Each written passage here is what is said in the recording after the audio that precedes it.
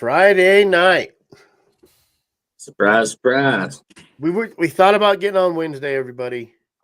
We didn't because for one, they had a dinner and we were networking so hard. Two, the network in the room sucked. The internet sucked. We would have had to, and sometimes the phone was doing good and sometimes it wasn't. So I didn't get out of that dinner until they kicked us out of there at midnight. yeah. I was talking to all kind of people. Yep. I actually got stuck doing PI cases both nights in a row. Yep. So made some good connections for us down there. Probably won't get many people in here tonight, but we figured we'd jump on and recap. And then I don't know if did you guys listen to anybody listen to the Game and Fish thing? The Game and Fish Commission today? I couldn't figure out how to get it to play. I don't know how to get into that. I tried for an hour. What sucks is as soon as it's over, it shuts off. They don't leave it on, and I really think they should leave it on. I should have screen recorded it all day. Yeah, but I did screen record a lot of the wolf talk. There was a lot of wolf talk, and there were some. They had a couple of the bow hunter guys on there, and there was a guy on there that made so much sense it wasn't even crazy. So I'm still coughing. Them wolves. You guys ever sat in a room with 100 people and 200 people and tried not to cough? Oh, this fella, that fella there, he just the whole time just hacking his lungs up. Trying not to hack my lungs up, but I felt awful for you. And then yesterday, I just ended up walking out, sitting out outside. So, anyway, we're back, and we was on our way back. He's almost to my house. It's like 4:30, and there was like 9 elk standing right on the road. And I had my 10 millimeter, and we spun around, but the airport was right there, which wasn't bad. There's no one it's not really occupied. There is a house over here, but you can't. I don't even know if someone lives there anymore. But it was the sheriff.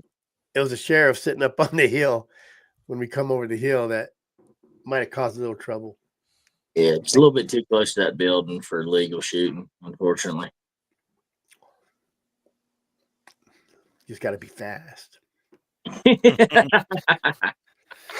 So, yeah, we didn't get the elk hunt. And then I lost a dog last week. Yucky. I had to put Yucky down. And then Derek lost a dog while we were there. So that wasn't too fun. That was a bad deal. Yeah.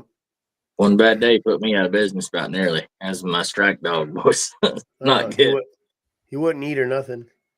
Yeah, I didn't eat for like a whole while. I got cut. I get messed up. What's wrong with him, dude?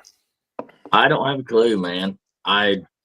He was fine when I left, and I reckon he had something internal wrong with him. He got bad hurt back in the spring, and he always never did have. He would get winded pretty quick and just like wanting to quit pretty just a couple miles in.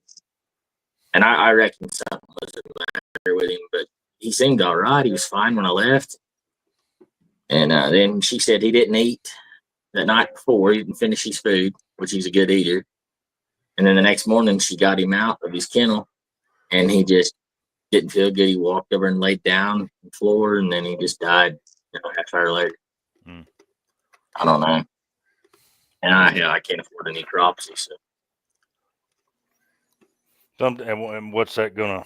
They just tell you what happened. But it don't really matter. What was wrong with Yucky? Same thing. Good one day and had to drag him out of the box the next day. So I don't know if he ate something. I didn't cut him open. I usually cut him open, but he would act like he had parvo. And then we're over at that mountain lion deal, and they're talking about the avian flu and how the lions act. I'm like, God dang, that sounded like how Yucky was acting. So Makes me kind of feel bad about Yucky because I was just making fun of him the other night with Jared. Yeah, it's probably your fault. No, it kind of sucks because he was kind of I lost Sydney. She had cancer, and she was my second, and she just got, man, swole up. I don't know what she was just cancered out real bad. I had to put her down. That was a couple months ago, but I always had Yucky, and he was treating by himself. Like when I thought he was being something stupid. Well, when he was down there by himself, I said, shoot, he's probably got a bear treat by himself. And now I don't got a whole lot. I got Dirty, and he's 11, so I'm kind of. But I did try to give him Morozny. She's a wiry dog. I like that dog. But his wife shut him down pretty quick. It was too soon. She wasn't ready for another one. It's like your wife dying and you getting married in a week. Yeah. It was already prearranged. Yeah. It was the very next day, and she just wasn't. What we were talking about, I said, well, shit, take that dog home and try her out. You know, she's been on plenty of bear. So, you know, and I like the look of her. Yeah. I don't know how you got those two like little speedy looking units out of that big monster they come in. That whole line I have, I've kind of refined it to where I'm in blue tick and white, like a blue tick and red tick because of the crosses lately, but usually it was a lot of Walker. So they look like a lot of Walker. I had all white Walker looking dogs with tick in them. Now they're either red or blue. And now they're all blue. That little bitch she just looks like a little blue Walker dog. Yeah. Little fast unit. Yep. And her brother, he's just as fast, wired up. Yeah. But that whole line is. That whole line's wired up. Yeah. I got a dog from the biologist, and it wouldn't run lion. Like, it wasn't real aggressive. It didn't want to, so we tried her on bear. Me and Elizabeth tried her on bear. Had an accidental breeding from her. She got out of her pen, but lucky she went right to Dirty. Like, I caught her with Dirty. I'm like, and I did end up keeping those two. And too busy, and it was spring break for my girl. Reading comment. But man, every cross I've made with them, they're all bear dogs. You know, they're all been good bear dogs. And I've had the two older ones, they've been on lion. So I just got to get them younger ones on lion. Yeah. It's a rough deal. One bad day, it just put you down, you know. He's the only one I had could do anything by himself. The other ones, they're getting better all the time. Well, when I went up the snow, that one female, she put that one up. She took it in there alone, but they seem like they lack a little confidence. She didn't stick it out for me to get in there. And 45 minutes, she was back. Yeah, just young dogs. Now I got a couple 2-year-olds and that yearling. That's all I got left. Yeah. Rough deal. The weather was kind of shitty there, wasn't it, Derek? The weather? Yeah, we got weather alerts the whole time we was there, and then we left. And today is 60 degrees today. It was nice today, no wind. Hot down here. Yep. Yeah, Chris, what I said about Yucky was I was going to bring my gyps to the rendezvous while they're in the heat and just turn them loose accidentally one night. Yeah. And I told Jared, I said, yeah, be my luck. They all three run over to Yucky. They would too. I'd have all red Walker dogs in. I put him with my Catahoula, but I only had to throw him in for one day, and then she didn't take. I don't even know if they bred. I think she was kind of too laid out because she's real fast. He was a little slower, so I was trying to like even it out, but didn't take. Probably a good reason. Didn't take. But Derek got to ride with me for 4 hours in a truck, and I have a real bad habit of looking for old trailers and trucks and texting. And this lane in the ditch, and this lane in the ditch, all over the damn road. But in all fairness, New Mexico roads, they are nasty. Bad deal. Have you ever hunted with him, Derek? I have not. I have never hunted with him. I've only hunted with He's Jared like that when he's riding on those little 2-track roads, too. I guarantee it. That's why my truck has so many dents. I understand. And Jared's just the opposite. He just parks the truck and walks 40 miles. Yeah. Yep. His shoes are wore out. My truck's wore out. Jared, you been doing any good? You've been out hunting, haven't you? Yeah. Another day, another ass kicking. Was it This windy down wind- there today, or did it get hot? Oh, we were 82 by 11 o'clock today. Gross. Supposed to be 90 by next week. Scorcher. No, we did. I thought we should have caught. We should have caught this week. We had 2 good tracks that we should have ended up on the winning side, but not how she played out. Just That's went in why the they wrong call it area. hunting. Huh? That's why Just they went in the call it wrong hunting. area, or what? No, dude. They were winning tracks. We trailed one line backwards for a mile that my 1.5-year-old dog started. I don't know. Do you remember my little red tick rooster? Oh yeah. He went to going on it, and I was like, all right, whatever. And freaking, we're trailing. We go about a mile and a half, and I find a scratch and a track, and we're going backwards. So grab them, turn around. By the time I get where we started the track, it was 10. And then we go another 2.5 miles, and I pull the dogs off in a giant boulder pile at 3:30, 3 o'clock. We should have caught that bugger, but I sent Jeremy the video, and dude, it was 20-mile-an-hour straight winds with 35 to 40-mile-an-hour gusts, and we're still trailing in it. It's blowing around here right now. That's why I'm on this podcast tonight. And Oh, then it's beautiful here. we had that touch of rain, just enough rain to wet the ground, and we hit a lion track, shoot right out of the truck, first half mile. And the dogs hit that track, and they took it like a snow track because the ground was so wet. And they went 3.5 miles away from the truck the way the crow flies before 10 o'clock, 11 o'clock. And then it got hot, and then it got humid. It was almost 90 degrees that day, and then didn't plan out. It should have, but he walked too far for me, I guess. I don't know. Not a good year. Not a good year.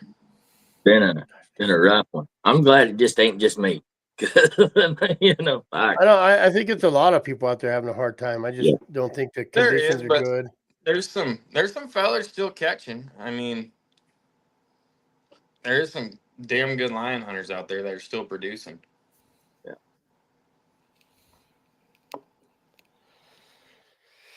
I went the other night and had 2 deer races and one big den tree in the rain. Yuck. I wouldn't have left the house. Well, I wouldn't have if I hadn't had my nephew with me. Oh, I would have thrown another log on the fire and say I ain't going nowhere. Well, I thought the rain was out of here, and as soon as we turn the dogs loose, the bottom falls out. Oh, shit. How are your dogs bred, Jeremy? 2 of them are Big Money Wipeout bred, and the other one's Schooner River bred. There you go. And I got a Ladner bred blackmouth cur. And I'm going to pick up an English gyp tomorrow. Yeah, Kevin Cable is my cousin. My daddy's sister's boy. I like my gyp. I do not like my male dog. I mean, I like him, but I don't like him. He acts too much like the old school wipeout dogs. Yep. 2 miles and treed, and I don't like it. Yep, that's the way Little was too. Bank, you ever hunted with Bank? He's a more track minded dog. He don't blow out so bad like Little did or Big. My gyp is total opposite. She's his actual aunt. His mom and her were sisters. Not littermate sisters, but half sisters. And I 400 yards and tree 6. Tree them right here, not have to go 10 miles. Yeah. And Schooner River gyp's got more nose than both of them, though. I had a littermate sister to Little Money, and she was just like 2 nights of the week you couldn't beat her, but 5 nights of the week, we just don't, you know. You wanted to be her. Yeah. But then when the time you get over to catch her, she fall treed and have a coon. So well, you can't even whoop her. Like, I don't know. I think this one got back on deer. I don't know what his deal is. Mm. I know he was running one the other night. Coons don't leave patches of trees and cross a wide open field. Yeah. Shoot. My 8-year-old female ran a deer on me the other day. I'll be darned. She's probably seen over 80 lions in her life, 90 lions in her life. Yeah, and she's probably ignored 2 million deer down there where you hunted. Deer all over her. I don't know. We were almost back to the truck, and I see a deer running towards me, and the dogs are in front of me. I see a deer running towards me, and I was like, I hear dogs barking. And I'm like, then I start listening some more, and I'm like, that's June. And then she comes over the ridge, just blowing the top out, and I'm like, what are you doing? Oh, she sat down real quick, but I blew my mind. Even my young dogs were like, what the shit are you doing? Yeah, that's a dog. You know, you never know. My male pup's mama is like that. You know, just out of the blue, she's gonna hit a deer, and she's gonna run that deer just like she runs a coon, hot and fast and Yep. quick. I've had them do that with coyotes. Yeah. But never a deer. Mine will run a coyote. If it jumps up in front of them, I got to start hitting buttons because they won't trail one much. But if it pops up in front of them, they'll chase about whatever at that point. They're good on the deer, though. I got lucky there. They never bothered with them. But the wild horses are a pain in the ass when they blow out of the thicket right in front of them. Shit. Spend 20 minutes getting them back on the track, you know. Yeah, mine like those horses up there at Chris's. Yeah. There's so many of them crying. You can't even blame them. There's one behind every damn blade of grass up there.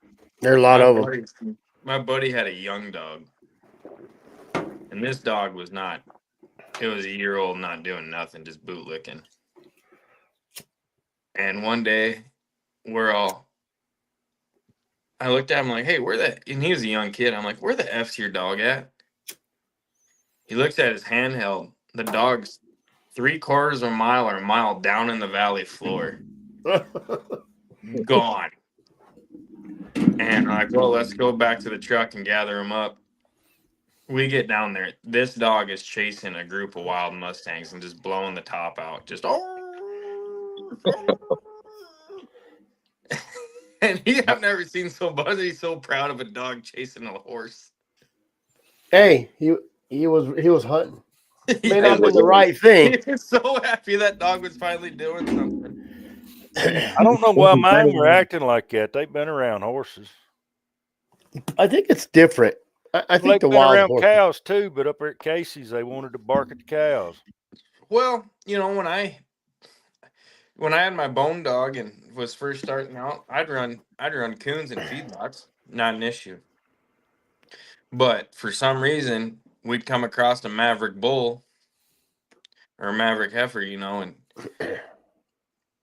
he would bury her up, start, you know, biting at him, fighting them. It's like, what are you doing? You could walk by him all day in a feedlot and not care. But if we see one random one in the mountain, all hell breaks loose. They must smell different. Yeah, I think Well, I got house cats. Stinker don't even touch them. But God dang it, my dad's, those feral cats, all night long. All night long. I think they just know better. You know, I had cows and horses, but like you said, you get out there in the woods, and I think they'd switch modes. Put that collar on. You know, you put those collars on, they switch modes. It's like those search and rescue dogs in the sheriff in the county. Yeah. Those guys, they walk around. They let them dogs run around. They're just little idiots. You put them harnesses on. Switch mode. That's why canines are too. Yeah, they're idiots to begin with. Yep. But they'll be all right. You know, we'll walk them around, whatever, and then put that vest on, and you won't want to be a Haji with a bad intention in that room. You know what I mean? Yep. Well, it's just like Cody, Lynn. You let her, put that gun belt and vest on first day, she's going to be the same way. Oh, she's over there with a head this big because she was shooting the 100 meters, hitting them. She was shooting everything, hitting them with her little PP Glock, little 9mm PP Glock. She dang bad, or if she wasn't and be your kid, I'd be worried about it. I don't know. I've seen her daddy shoot Well, I heard about that. It was a cricket. It was a damn cricket. with a bent sight. With a bent sight. I don't even know if it's sighted in. I know my kids can hit shit with it. It was on. So maybe you just maybe you just got a crooked eye. Hey, I was hitting what I was aiming at. Anyway, the game and fish meeting, this guy really made a good point. He got on there, and they're talking about the bow and the archery, and he's the only one I've heard bring this point up. Because everybody's saying, well, if you can shoot a crossbow, you can go shoot a crossbow during rifle season, right? If you can't pull a bow back, like everybody's saying, it's kind of cheating. So he says, well, he made good sense though. Like these are like 70-year-old guys got up there talking. They're like, I can't pull a bow. He goes, but you want me to go out in a rifle season when that guy's up on the ridge shooting 1,000 yards and I'm trying to sneak in? He's not going to see me down there. He's got, if you really want to go apples to oranges here, he said, they have rangefinders, they have advantage, they have the rifles, and there's a whole lot of them out there. So how am I supposed to sneak in, with a crossbow when I'm up against the rifle guys? So he made pretty good sense. Even on a muzzle loader season, you got muzzle loaders like that are ridiculous, Well, Arizona muzzle loader law is pretty loose. I mean, I see his point, but I couldn't buy into that because you could do the same thing with pneumatic weapons. You take an air gun out there, you got to get a lot closer than you do with a 6.5 Creedmoor, Yeah. But I don't necessarily have an issue with a crossbow and bow season because I can do better with a compound than I can with a crossbow. The drop's more consistent. I think the thing you can't spot and stock with a crossbow. I mean, that thing's 20 pounds, and it's this wide, sideways. I think they just need to have a crossbow season. Well, crossbow's just for the champ permit people, mainly.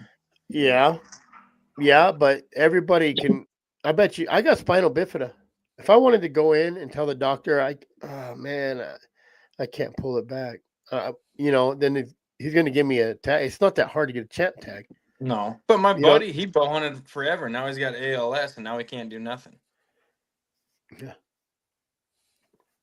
Good deal. Well, he can get a champ tag and shoot out the window of a car. Yep. But no one's complaining about that. So. No, but it's just he wants to sit a ground blind in water like everyone does when it's hot out. Yeah. But there was a bunch of people there about that wolf, and they were serious there for business. That's good. Oh, Philip Klump was down there. It was over in Safford or whatever. And then guy got on there about the bonus system. Why? I mean, he goes, I'm 72. I have 34 points for bighorn sheep. He goes, I got my 8 of my big whatever. And he goes, I might not even see. He goes, I'm seeing people get bighorn sheep tags with 3 points, 6 points. Like, he kind of made a little joke. He says, why don't you guys make a bracket that you have to be 70 years old and 30 points just to put in? Because there's a lot of them out there. So yeah. I don't know if they're just putting it in the area. Well, he says there's people getting drawn in that area. And it is a draw system, but 30 points and someone that has 3 points is getting drawn. I don't seem too fair in my draw system messed up. It's weird. It's a weird thing, but I can't ever. I'm puzzled about it a lot. I can't imagine a more fair way than a random draw, because then you're just penalizing people that didn't grow up here. You know what I mean? Well, if it's just going to be a random draw, then what's the point? What do we need a bonus point system for? Yeah, I think the bonus point thing is. I think the way they do it is about as fair as you could, though. You know what I mean? You get a little something and stuff like a sheep tag. Like you got to know you might never get that. Yeah. They That's already like have a going to bracket Denver. system. Yeah, that's what I mean. The way they do it is about as fair as they could, I think. Yeah. I mean, like 40% of the tags go for 10 points or less. Yeah. And then the 60%, you have a certain amount for 10 to 15 points, 15 to 20. And then it really starts, you know. Well, I forgot about this. Old Madison lost a dog yesterday too. Oh no. I told her she could have Cowboy, Opal's brother, because Cody Lynn's in the academy. But I talked to Brett and he did say, I said, well, I got that dog from her brother, but I think he has some pups. And I forgot he told me I could have a pup, and I just hadn't had time to go down there and get it, I guess. So yes, Madison lost her dog, so I'm sure she's pretty Devastated. Yeah. It's hard on us just to imagine a kid Yeah. Oh yeah. that spends as much time with the dog as she has. Yep. And it's one of them things, just one of them things. Jumped out back truck kind of thing, and it happened. Yeah. But we got her a Bad week. pretty good package getting put together right now. So any of you guys want to throw in on the Madison thing, go to azwda.com. It's tickering right across that screen. And you can go to the Madison page, basically, and throw in some dollars, whether it's 10, 20, 1, it don't matter, 1,000. I do know, I don't want to ruin it all right now, but we have some good stuff that's going to go to her. Plus, she made me some cookies, and I just got home, and my daughter checked the mail and hadn't brought them to me yet, so I don't know if there's any left. Dog broke her snap and jumped out of the pickup. Yeah, I think Madison was a witness to it. That's awful. I hate that for her. What else is on the agenda today? They had a guy get on there and talk about the auction tags and basically said, what are you guys doing? I can't afford an auction tag, but that's revenue for wildlife. Like, that's just because people can't afford it don't mean nothing. They still have the raffle. Well, it's just a jealousy thing. The auction thing got a super black eye because of Jimmy John. Well, What they happened need to get over with this. Jimmy John's The elk he took, that whole elk situation. Well, he had 17 guides on the elk, which the guy's he paid millions of dollars for that tag. Once you do the tag that he bought on auction, then hiring 17 guides to sit on that bull. A bull that was already been set on by someone else. Yeah. That was a sour deal too. That's why this story is why it happened. Well, why it got more popular and gained more traction. Because his season wasn't for another week. That other hunter's season wasn't for another week. He was just sitting on that bull. And those guys came in and were like, hey, dude. They thought he was going to run that bull out of there. Well, they did, but he was a good guy about it. They were just like, hey, dude, you can come tomorrow and help us glass, but tomorrow that bull's dying. Well, he's going to shoot it. And Jimmy John shot the bull, took the trophy picture, and got helicoptered out.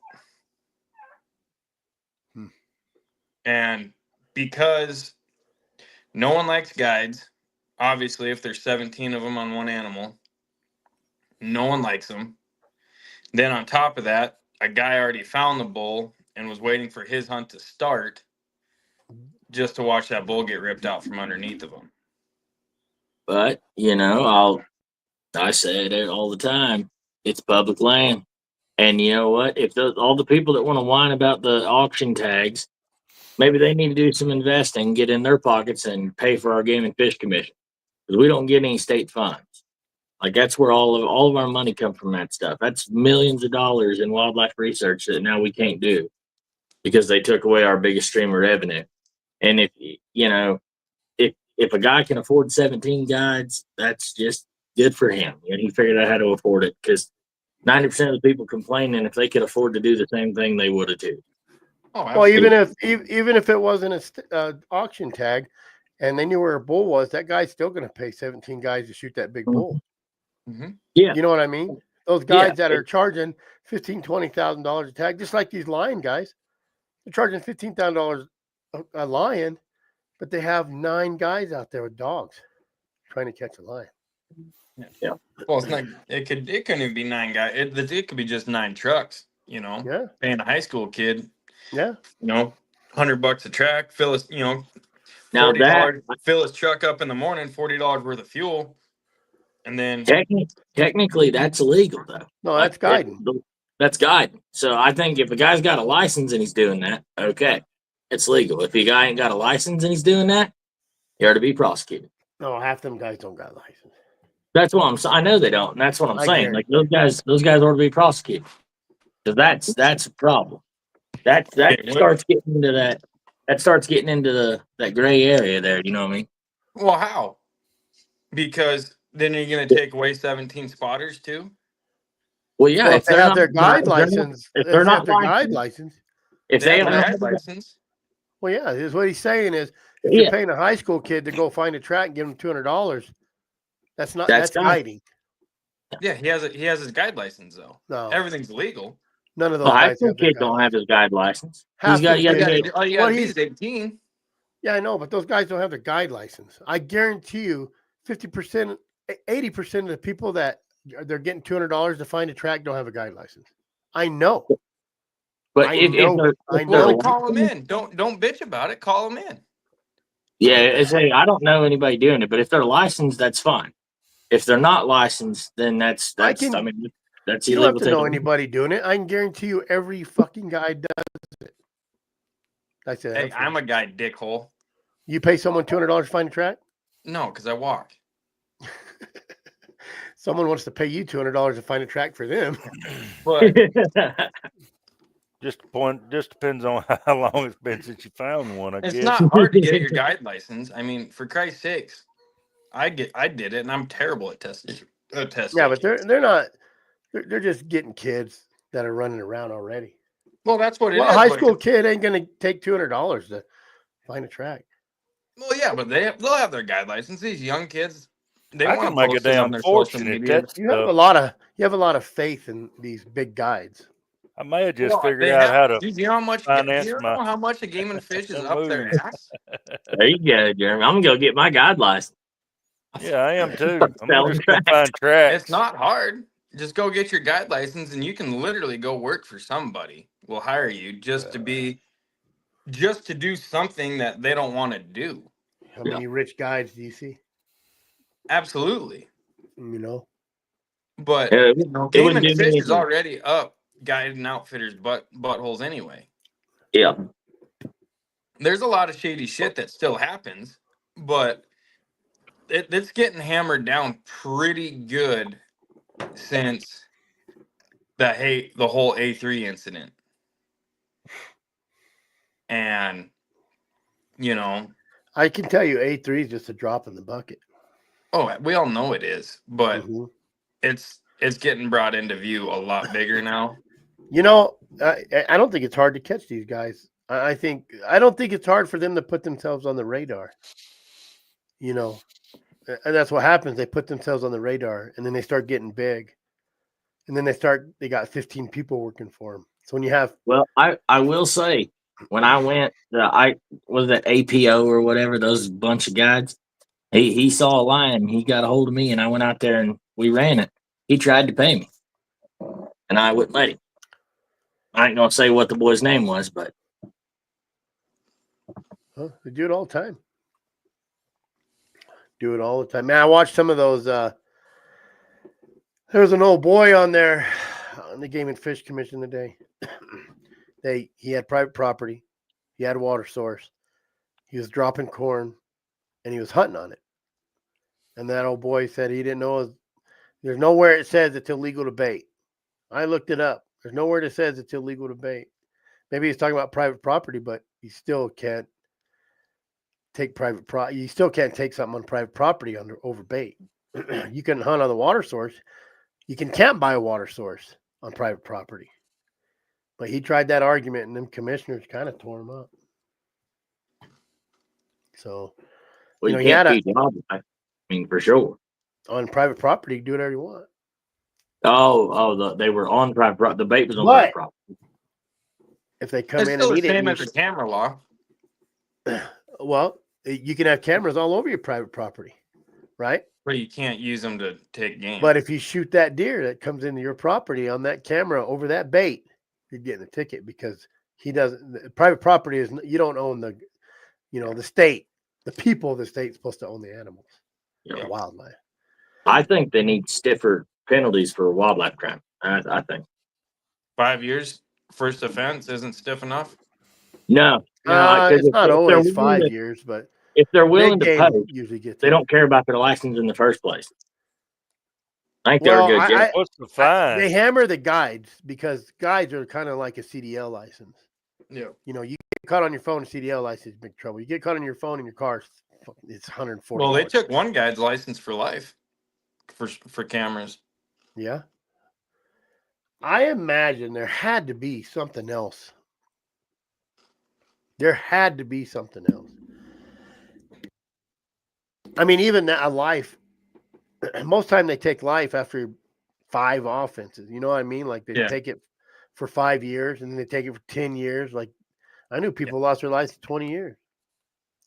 And they're hunting My again. whole thing with that is if they were going to poach in the first place, they didn't care about the license rules anyhow. You know what I mean? Need to be criminal penalties for wildlife crime. No one cares about license rules until you get caught.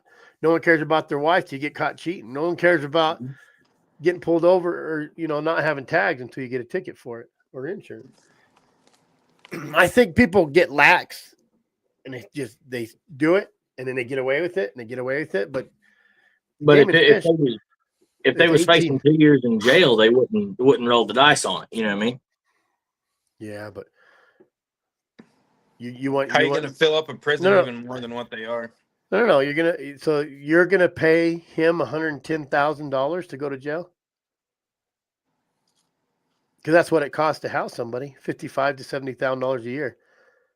Now, if we put them in jail for 2 years and they worked, they made big rocks in the little rocks, but that's not going to happen anymore. Joe Arpaio's gone. He had Tent City. He didn't give a shit. There's nothing in this world that says you can't live in a tent in 120-degree weather. You just got to drink water. Is it comfortable? No. Is it miserable? Yeah. But how many green bologna did he have, Chris? It was Very the percent. few. Exactly. No one wanted to go back to Tent City. Nobody wanted to go back. That and everything they wore was pink. Yeah. Mm-hmm. Yep. And they ate green meat. But when you go to jail, I don't think you should be able to lift weights. I don't think you should be able to have tablets or earphones or be on TikTok and get a I don't think half the 3 meals of hot and Instagram and air conditioning. I think it should be like El Salvador. I mean, and you got your levels, but it really we're housing guys for life because they don't have the death penalty. Why? The guy cuts off people's heads and rapes women and kills them, and he just gets to live for free, tax free. You don't have to worry about taxes and get a PhD while he's in there. Yeah, and win for free. 15 lawsuits and make some millions. 200,000 followers on TikTok. Yeah, look at that chick that just got out that killed her kids. Yep. That buried her daughter in her parents' backyard. Yeah. That one. Yeah. Mm-hmm. Ooh, they're hammering her on TikTok too. Hammering her. But what I got out of today too, it was a pretty bad case when it came to some of that stuff. It's hunters against hunters. You have a guy who wants to shoot a crossbow and he's really bagging on all the long range shooters, or he's bagging on, other things. Like, hey, it ain't fair.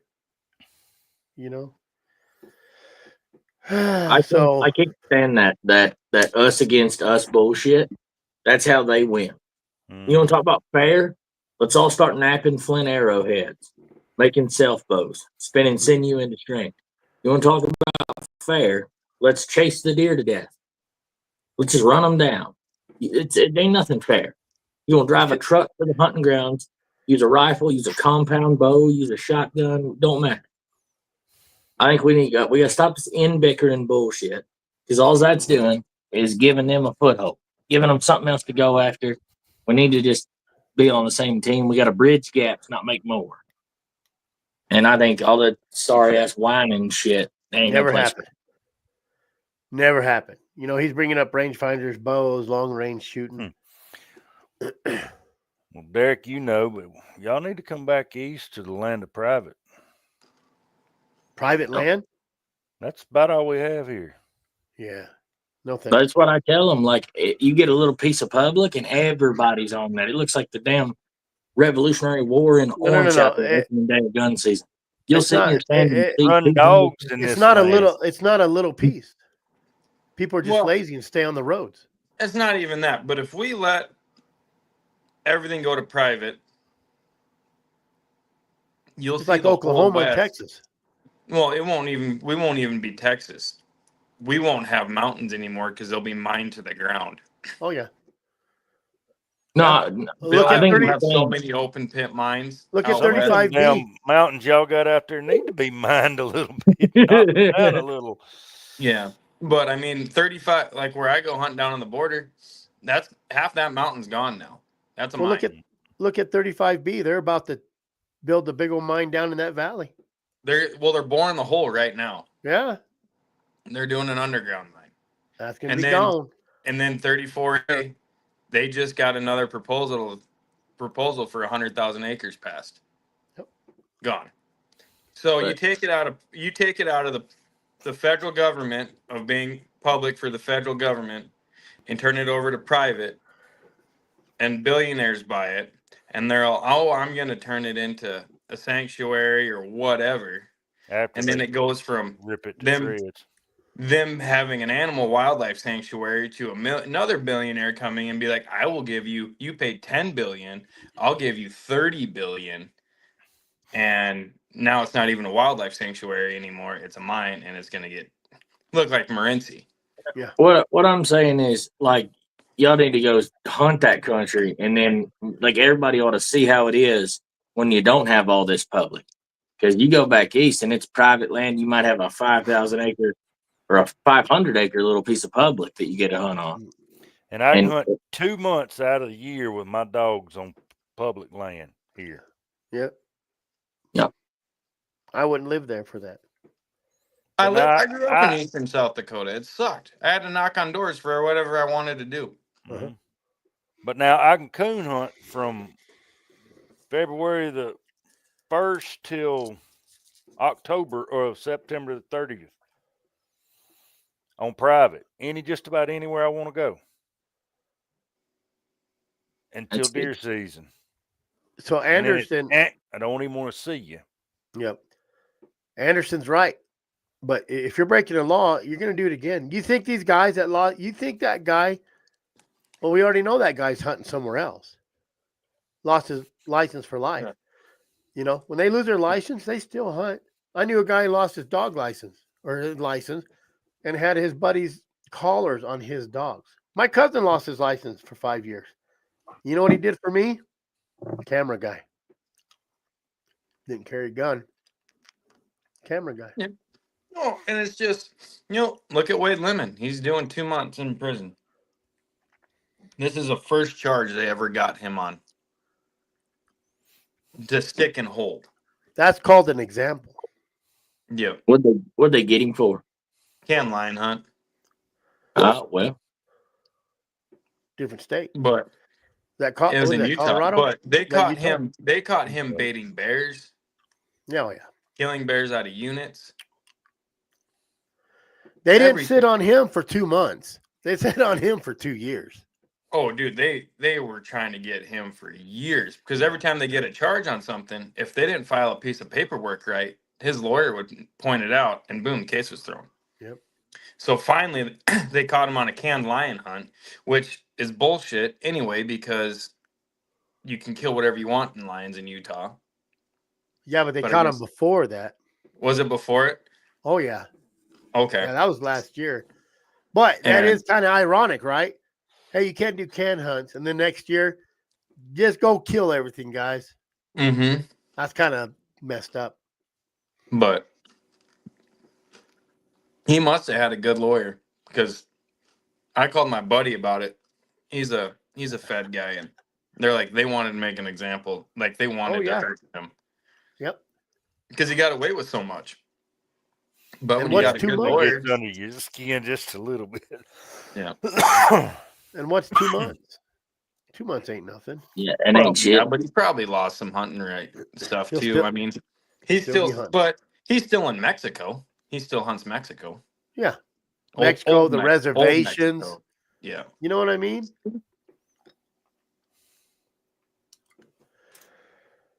Yep. You don't want to meet that squirrel food, Tim. So But what y'all it is learn at getting- the workshop? There's a lot of good data up there. A whole bunch. I don't understand how. Like we had the Mountain Lion Foundation there. I had a big Maybe. conversation with them yesterday, but I don't understand how they'll spin that. Anything they put up there, they were taking pictures. They'll spin it, but with the data you see from biologists, I'm talking hours and hours and slides. You're talking just 3 days of data, and it's really pretty. It's really like it's repetitive, but it's different states. I mean, we had Montana, California, Oregon, Washington, Idaho, South Idaho, Nebraska, Florida, Texas, New Mexico, Arizona. I mean, there was just a bunch of states there. States that didn't have lions were there. You know what I mean? Like, but I don't understand. I just don't get how those organizations can look at that. And I mean, every one of those biologists are like, we're just safe. They're safe. Even Florida, like they won't let them hunt there, but they weren't against nothing. So it's crazy. The thing is they know what they're saying ain't true and they don't care. But that twisted data, because they have to cite it. They have to say this stuff. And that stuff only works on very few people, I think, generally.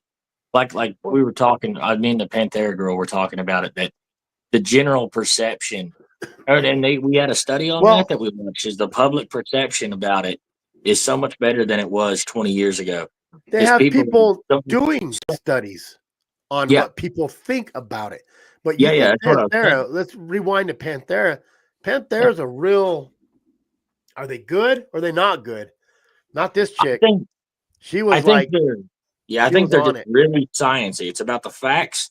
And if the facts say, we could run this, then they're good with it. If the facts don't, then they don't. Like, they're not an advocacy group for anything. They're just bare bones data. And I really like that. Yeah. I was really surprised with Panthera's attitude. Yeah, me too. I'm But gonna reach out to her and try to help her with that reintroduction project. I like that.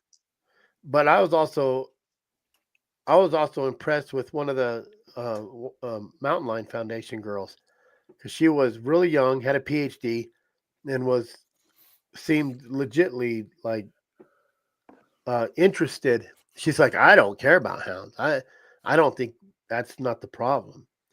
I think, this younger generation coming up, I think they have it's kind of like a Democrat looking at an old Democrat, watching Democrats come up saying stupid.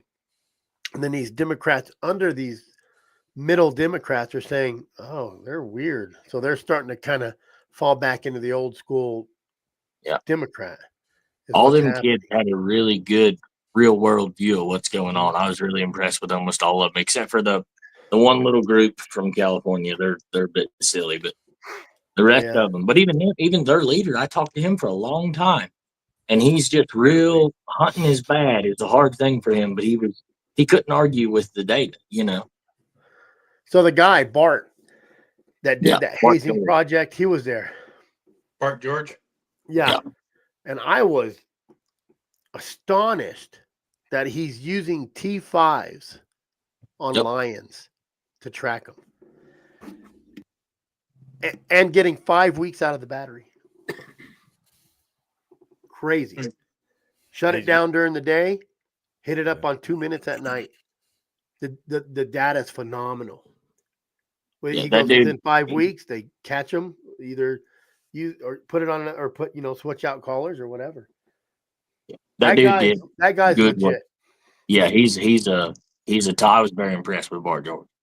100%. Yeah. He did a hell of a good body of work up there. And his wife's a hoot. No, she's funny. Yeah. But I mean, that guy's like a genuine, like, in the field houndsman guy.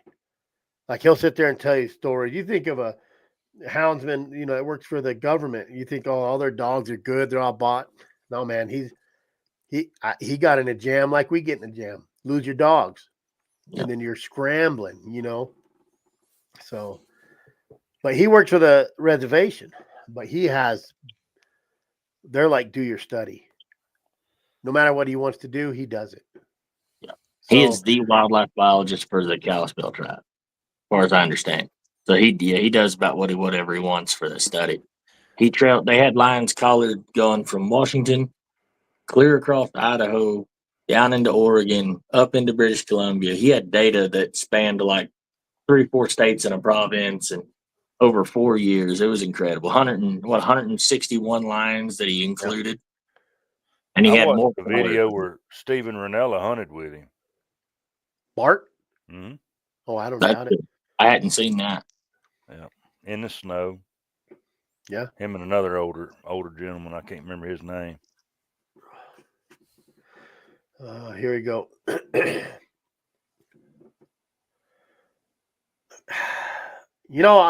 one thing that got me is, we talk about males and females.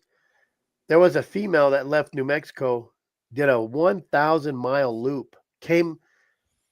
We got into a big conversation of GPS and the North Star and magnetic north. How does an animal know? You take a mule out. You can take a mule out 100 miles, get drunk, fall asleep on that mule. He'll take you back to your horse trailer. This lion, born here, all the way up to Colorado, circles back around 1,000 miles, comes right back to where she's born and decides not to go there, moves a little bit back to the west, stays there. I think everybody tries to figure out. I think with a biologist, I'm a little different. I'm like, it's an animal, just like a human. Why does a human just wake up, leave his wife and kids or husband and kids, and just disappear? Midlife crisis, right? So they try to figure these animals out, and I don't think there's no rhyme or reason for it. I think she just left. Felt like Forrest Gump. She just felt like running. Yeah. And there's lots of wolves, bears. That's how they end up here. Elk. Yeah. We had one that got ran over, and it was from South Dakota. Yeah. I've heard that a lot. Them South Dakota cats, they found one in Connecticut from South Dakota also, and they suspect that's where that Michigan female come from. Well, this was just right north of us in South Arkansas. I mean, it wasn't. Yeah. Yeah, we did talk about those Michigan, and you get a bunch of people that like to theorize, and then you get a couple dumb houndsmen. I call this real houndsman down there. So I'm like the real houndsman. But I'm like, let me tell you what a real houndsman is. It's someone who can talk however they want and ain't bound by their agency where they can't say something, But those two cubs, you start theorizing. They had a male in the next state that showed up somewhere, and they think that might have been they never found the mother of those kittens. Yeah. So then they start saying, well, maybe someone brought them in. and let them go. Kind of like Arizona tries to do in Benny. New Mexico with pigs. Benny. Yeah, Benny come through. He was supposed to be on the night, but all his grandkids showed up. But he like they start thinking, well, did someone try to trans? But they were 8 weeks old. So Yeah. you don't just drop 8-week-old, you know, if they were He's 4 or around 5. there somewhere. She stuffed him in a hole. She'll be back. Well, that Yeah. whole story is they were driving, took videos, and left. Like they didn't pick them up, stick around. Yeah, So but she was me, I would probably have been right like, there. I would have checked for track, you know, seen if there was a big track somewhere around there, mama's track, or, you know, I'm sure she was close. She was probably walking down the road with the kittens because it's not very deep snow on the road. Heard a car, bailed off. One of the kittens ran under the truck. So, I mean, they were only like 7, 8 weeks old. They're projected. But that's Michigan. You know, there's nothing in Michigan. And what do you say? That was another thing that I was impressed with Panthera is that they can say whatever the hell they want. Yeah. Like they ain't Yep. scared to be like, that's fucking bullshit. You know, Yep. they can speak entirely in their own free opinion. They don't seem to be bound by nothing like the state agencies are all gagged up. But they're not an agency, they're private. Yeah, right? yeah, that's what I mean. So- That's really handy. It's nice that they can just call it like they see it. And then was it worth going? Absolutely. I think the 100%. networking and, you know, you listen to that stuff all day long and it's pretty repetitive. You know, you could take it's like just taking 8 pictures of Donald Duck that someone drew, laying them on each other. There'll be some differences, but basically the theories are all the same. You know, it's just a lion's a lion. They do just about the same thing. The coolest thing I think about it is when they had what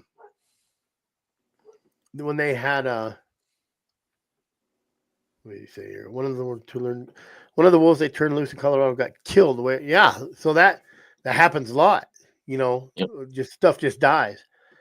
But when they did the collars, the GPS collars, and they animated them to where you see where those lions would go, I think that's the coolest thing because you really see. I was watching the male, and you really see a pattern. And then it goes back to a spot, comes around, kind of goes back. There's always like this center core, but it does these huge. You know, a female just kind of, you know, hangs out, and when and how they know they have a den is it spider webs. You know, in and out, in and out, in and out, in and out. That was really cool. It was really cool to see how they moved very similarly over 10 states or whatever. They're the same types of tracks most of the time. I was really, really impressed with the Panthera thing, probably the most. Panthera group, they were great. The South Texas projects, like what Cody's working on with them, that was really nice to see. They're doing good work. And the Florida team is pretty good. I'm really impressed with that breeding situation that they're trying to have us help us with. Here's something kind of chauvinist or misogynist or whatever you want to call it. You see all these real pretty young girls, and literally we're like sitting around saying, anti, that's an anti. Nope, game warden out of Utah, pretty girl. 2 Texas girls look like antis. Those are the guys trapping lions. She was running trap lines. Cody told me she had stitches or broke her arm. Oh, she's in the hospital. Yep. Left the emergency room when they had she shows up. She shows up with a bracelet, and he's like, "What are you doing?" She had to go to the emergency room or something and checked herself out as soon as she found out they had a lion. You know, and these are 2 pretty young, tiny, petite girls. Like we thought they were antis. Other girl, real pretty, little older lady wearing knee-high boots. I'm like anti. Molly from Montana got up there and smoked them. Legit. Her presentation was just absolutely phenomenal. Never read a word. She knew what she was talking about. So it's like that other girl I thought was for sure an anti. The whole week I didn't talk to her. I thought she was an anti. I heard her talk. She's from the Northeast. Mm-hmm. I'm like, yeah, she's an anti. and then talked to her. She's the head of the mountain lion reintroduction project for the East that they're trying to do, and then super legit. Yep. Like, but I was pleasantly surprised that the amount of women in the field, yeah, actually in the field, like and they all have their hound guy. Even Yep. the hound guy for Pantera, he said, "I heard you. I seen you talking to those hound guys. You remember I'm your hound guy, you know." Yeah, he told Emily don't talk to me because he's the hound guy. But I was like, "There's North America big enough for more than one of us, but it'll be all right." And don't believe anything that comes out of Oregon. Well, Oregon only sent they sent 2 game wardens, and that's it. They didn't send any scientists or any biologists. Yeah, but no data out of Oregon. Talk to them behind the curtains, and it's a whole different story than when they're in their state. Talk to them at the bar. Yeah. Mm-hmm. But Oregon didn't send any field teams. They just sent 2 game wardens. The one was sick all week. I never saw him. But the one I did talk to, he's a real dude. But he's game warden on the tribe up there, so a little bit different. But we didn't have any data out of Oregon. Hey, when you find out how much the game wardens make on the tribe, and you're talking to other game wardens from other states, it's a big difference, if not almost doubled. Yeah, it's like double, pretty close. Yeah. So, and I will say I was most disheartened by Washington's Game and Fish Commission. Like, their predator biologist is really, really hung up on 20-something-year-old data, and Bart's up there doing data that's almost double or more the densities he's projecting. And then on the Olympic Peninsula deal Panthera's doing, they're getting over that, even more than that for densities. And Buddy Woodbury's up there catching more lions than the biologist says exists. And he just stuck on that 1998 data. And I think that's really, really bad for management practices up there. And that's really unfortunate. And that's the difference between Bart.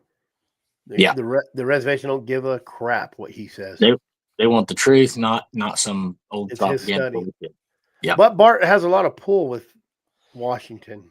Like he has a lot of pull with politics. So I think he helps. He's going to be a big asset. You know, when you're up there on the reservation doing this big study, it's Washington. You know what I mean? So he has his cats going outside the range. I was just amazed he was using T5s. That was such a cool deal doing that, because they're so much lighter. The lion collars are heavy as hell, y'all. Mm-hmm. I'm talking about heavy. They use the same ones on them they do on bears. Probably. Yeah. They got camera ones too. The girl there from Tech was there. That was kind of cool. But I think it's worth going. I think just being able to sit around and talk. You know, you sit all day and then you go have some dinner with somebody or breakfast, and you know, you get in the bar and people. It was a nice and quiet little bar, you know, and then all of a sudden 9:30 shows up. I guess Albuquerque likes to shut bars down at 9. And there had to be 30, 40 people showed up, and it was loud. So that one night we was up talking about this study and this idea and that idea till I didn't come to the room till 3:30, I think. Yeah, it was like 3:00. Yeah. We didn't even realize how late it was. We were just out there talking ideas and science and lines and behavior and how to combat the game commissions. So all I'm saying is them Oregon boys are a little bit possessive. They like to herd their employees out of there. Oh, that one guy. Yeah. Yeah, they don't. That dude didn't like me. Didn't like. There's a couple of us like regular houndsmen down there, and he didn't like any of us at all. Didn't want his people talking to us. Unfortunately for him, his boss really liked us. So he didn't get a whole lot of herding done. But Shorty Gorham was there. Cody Lorstrom. Lostra. Cody Lostra. Yeah. Lostra. I don't know. He's a good dude. I had never met him before. Yeah, we had breakfast with him one morning. Yeah. Had breakfast with Buddy one morning. So ate dinner with all them guys, Bart and Shorty and Cody and the Colorado guy, Mark. Yeah. He was pretty good.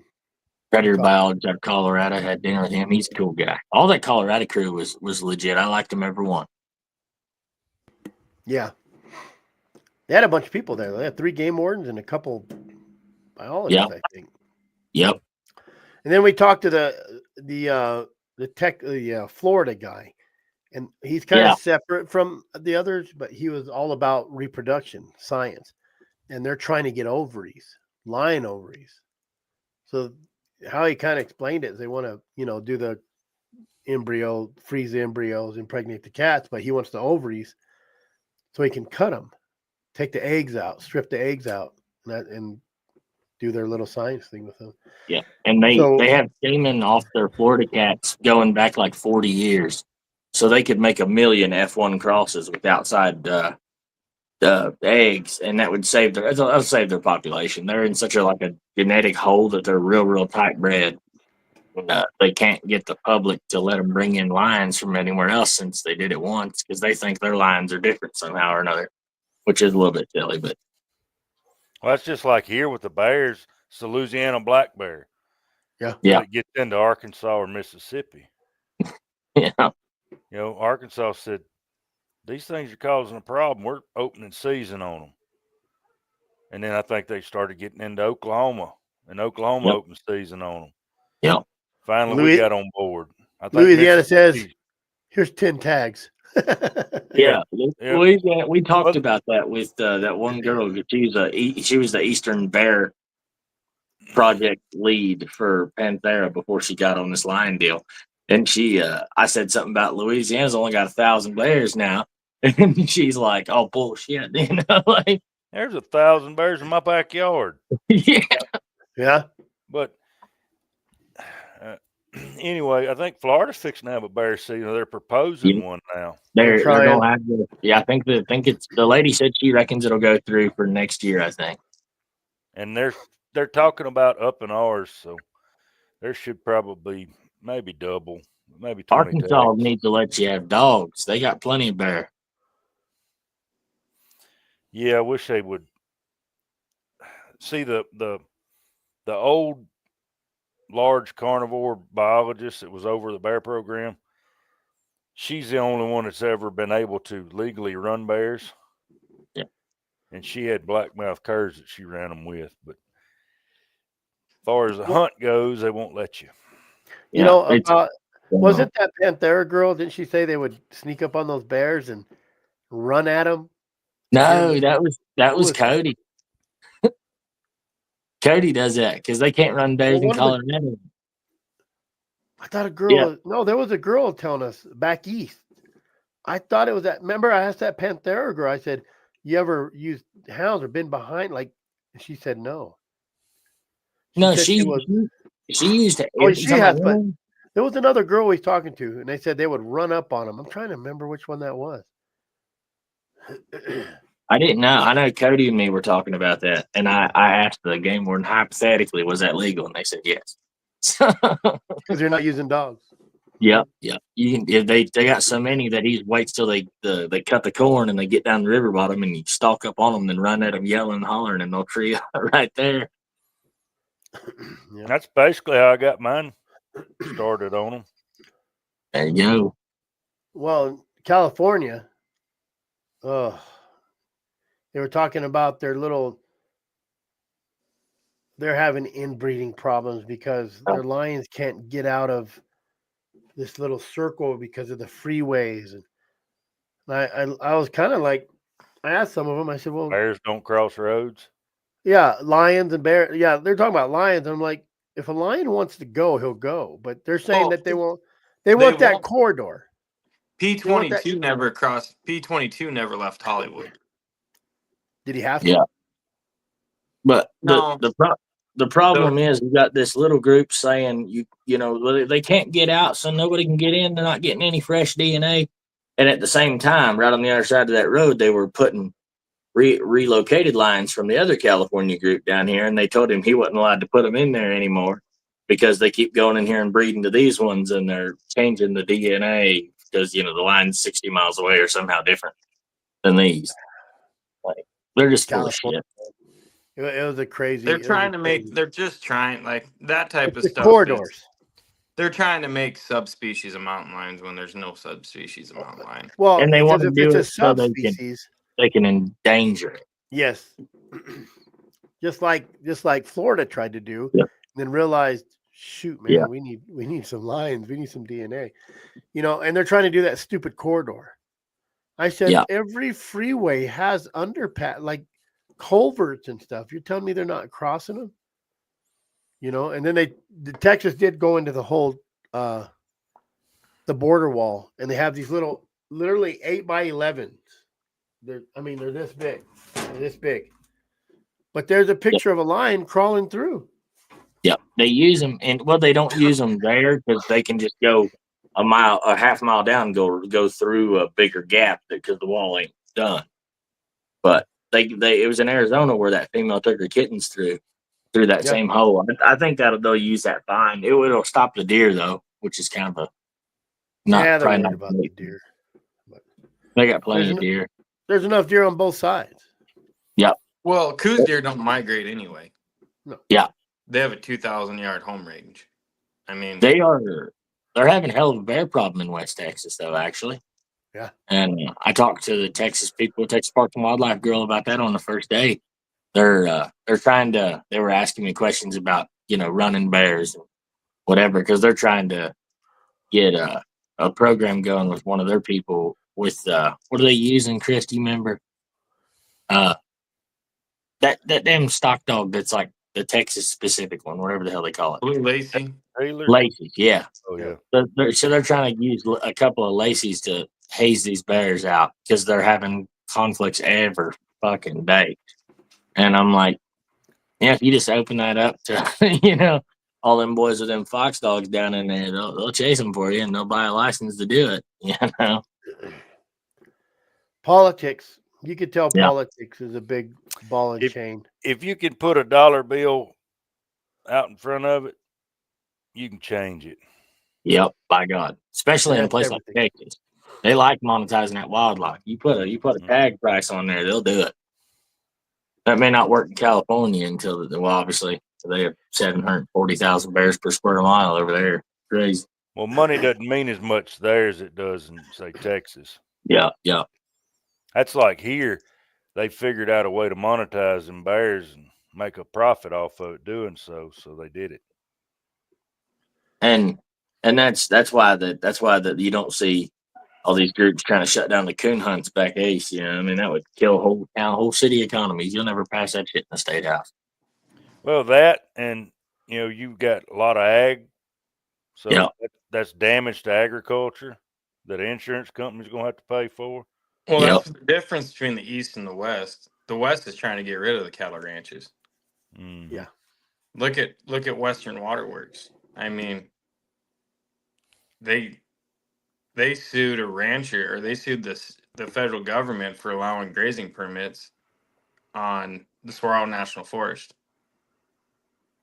Stupid. Now you shut down a whole ranch. Well, there used to be south of I-8. Well, all this area down in Maricopa. It was all ranch, and it just went away. Yep. Well, hell, all you got to do is go look for real estate and see all those ranches that are busted up and they're selling. Oh yeah, that's where the money's at. Well, why work every day 24/7 when you can sell the place for $5 million and go sit in a chair and die? Yeah, I mean, well, why sell your ranch? Say you got to get out of ranch, and why sell your ranch for $1.5 million when you can throw 10-acre parcels in for 30,000-40,000 a piece? Yep, that's All fact. you got to do is cut a road in. Most ranchers don't have the money to develop. Yeah. Well, this guy right here, infrastructure is expensive. This guy out here at Santana is smart as a tack for that. Like, he's getting encroached all around him, so he sells it off one section at a time. He'll get one farm section right in the middle. Yep, he'll get one section incorporated into town limits, and then sell off parcels to the developing companies. And he's been doing that for 3 years now, and he's got, I don't know, he's probably got 2-3 sections left, and his bank account's got to be a mile thick. Go down that 202 and you'll see some alfalfa fields out there in the middle of nowhere. Yep. And the more packed it gets, the more money it's worth. And they just put a bunch of a big solar farm on state land right over here. Just tore it all to hell. On the whatever it is, the 79 or whatever it is that goes from the 60 down to Tucson. Right there, it is awful. Makes me sick. Used to be damn good jackrabbit and quail fields right there. Now it's neighborhoods and solar panels. Kills the whole damn environment. Oh hell! If I'd have seen those elk 10 years ago, I wouldn't even hesitated. Land goes away and it's gone. So people understand. So and they, and they, what were they talking about? The study of per square kilometer, and how they weren't incorporating houses into it or something. Oh, the density. Okay, so that's what I was talking about with Washington. He got 20 some odd year old from 1998. He's got the data. The study was done then. I mean, he's old now and he made his career on that shit. But so he's saying 2.2 lines per 100 square kilometers is the stocking rate. We'll say that's the density for the whole country. And that's completely horseshit. But what he does is he takes how many lines you got in the whole state and then takes how many square kilometers you got in the whole state, including downtown Phoenix and this whole valley that ain't got a line in it. And, and says, see, that's our density. But he's incorporating non-suitable habitat into that, which skews the numbers, which lets them keep their quotas down so low that when Buddy kills 2 in a unit for depredation, they close the unit, nobody gets to hunt. Who killed Buddy Woodbury? Yeah. Yeah, he was there. So He's they a did good dude. I like Buddy. They did a panel. It was all right. I just think the guys up there were still bound by the agency restrictions. Well, not Bart. I mean, Bart's up there. Yeah, but you had 1 or 2 guys out of 6 or 7. Dude, the Washington Fish and Wildlife is a joke. They're trying to take away bear hunting altogether. Yeah. Lion hunting's already gone, pretty much. Yeah. So I would say the only ones of those guys that were real gagged were the old fellow. I can't remember his name, and then the dude that hunts for Florida, which they do keep him on a real tight leash. Oh yeah. He couldn't hardly answer no questions because they're not allowed to talk about their own damn project. I tried to ask him questions, and they get all clammed up. That's why I like that other guy because he's not part of that exact project. Yeah. So they had a dog project in Florida. They currently have one. They've been having it. We talked to their houndsman. Yeah, because there's a couple people I know that applied for that job. Yep. Yeah. This guy got it because he apprenticed under the old fellow that did it for years. That's how he got in there doing it. But they're real hush-mouthed about it. You have to be. They lock them down hard. Like, even with the government hunters I know, like, they do not say a word about where they go usually or what they do unless they know you. Yep.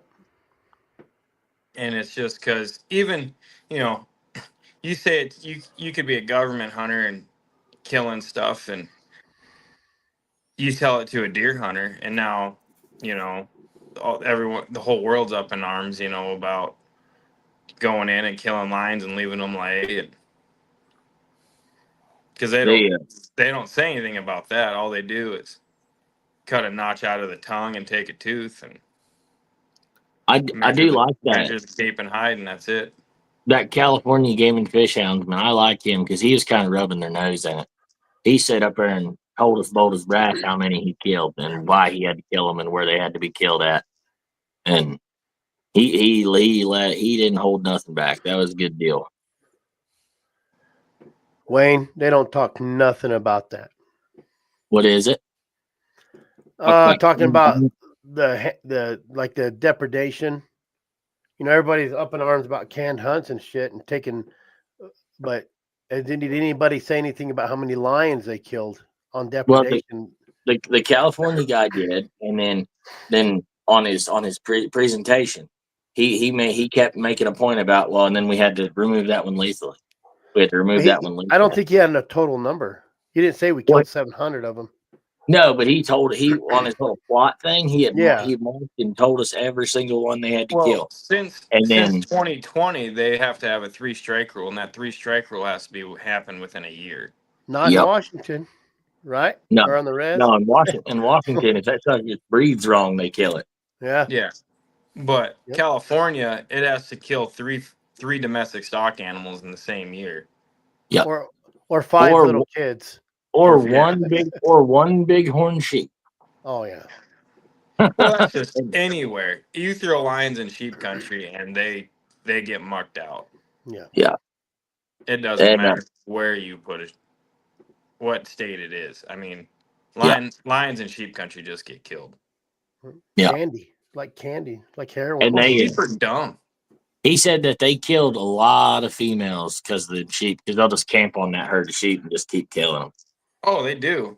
I mean, shit, I've seen it. You hunt Nevada long enough. Nevada has the most sheep tags permitted than all the other states combined. Yeah. And lion figures out what to do, and sheep are just stupid. Bighorn sheep are the dumbest species there is. Yeah, they messed up and let me get close. They're just born looking for a place to die. I've heard that. I mean, Them doll if sheep you- will just fall off cliffs and shit. if you Like- walk uphill at a sheep, you can usually get within 200 yards, 100 yards. If you walk uphill at them, if you walk downhill at them, they'll take off on you. But if you walk uphill at them, you can get pretty close. That's the way them doll sheep are. You get pretty close to them, and but they got to be full curl up there. Because at first I was like, man, why are these so hard to hunt? You just walk over and kill one, but they got to be full curl or they're not legal in Alaska. They got to be full curl, I think, or 7 or 6 rings for age. And that changed the game. I thought I was going to get me a sheep tag, go kill one, until I figured out that all these ones wasn't big enough. And I was like, well, never mind then. I'm not going to hike over them damn mountains for 50 pounds of meat and a white skin.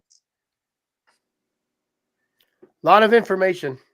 It ain't cheap to go. It's It's $350 a person, and then the hotel was kind of cheap because we stayed there, and it's kind of cool. You could wobble right over to the elevator and go back to your room without driving anywhere. So it was a nice hotel. It was a pretty fancy deal. Big conference rooms, big ballroom that we were in. It was a big deal. Yep. As long as you like Mexican food, because they don't feed you nothing. Everything for breakfast had green chili or red chili on it. It didn't matter. You know, get a burger. It's eggs, got chili in it. Eggs, potato, and toast. You want red or green chili? Yeah. It was a good deal. I told Derek that a male waitress. I said, "I hope we don't get that male guy. That male. I just don't like man waiters. Oh, they're just trying to make a living." He comes up and I said, "Oh, I'll take this." He goes, "What kind of meat?" And I said, "What you got?" He goes, "Well, it says it right there in the menu." I'm like, yeah, he was a fucking shitty dude the whole time. yeah. I'm like, "Listen, guy." I already didn't like you. Yeah. I already didn't like you, and then you come do that. He had a family blow up, huh? That dude Sunday morning or Thursday morning. Yeah, They walked out. Yeah, he kept ignoring them, and they just walked out and made a complaint and everything. Yeah. And then when he came back to our table, he was extra friendly. Yeah, he had a talking to. Yeah, but it was a good time. It'll be somewhere different next year. I don't know who's hosting it. Yeah, they do it every 3 years, I think. That's what they were saying. In 3 years. I probably will not be to miss one of those moving forward. It's a good place to go, I think. If you're about the management and what's going on around the country, it's a good deal. And it was worth the networking. It would have been worth it to me to go even for just that one evening, Yep. You learn everything at the end of the day when you're talking to people. It's kind of like a hen house. You're trying to find the gossip out on everything, and it ain't hard. And when you get these little tickets for free drinks, you just start handing them out to everybody. And they start talking. Yeah. But other than that, pretty informative. It was pretty interesting. I think it dies down. that second day of all day, people start moving around a little bit, and then that Thursday morning, the third day there, it's just kind of a bunch of little gibberish stuff. They had some good stuff, but Yeah. I was really impressed to see the houndsman from Panthera. He did a presentation. He ain't a scientist or anything. He's just a dog guy that works for him. But he did a study in the midst of their study that they're doing. They're doing a collar study on lions in the Olympic Peninsula. And in the midst of that, he took samples and had them tested for secondary poisoning for first and second generation anticoagulant, like rat poisons and stuff.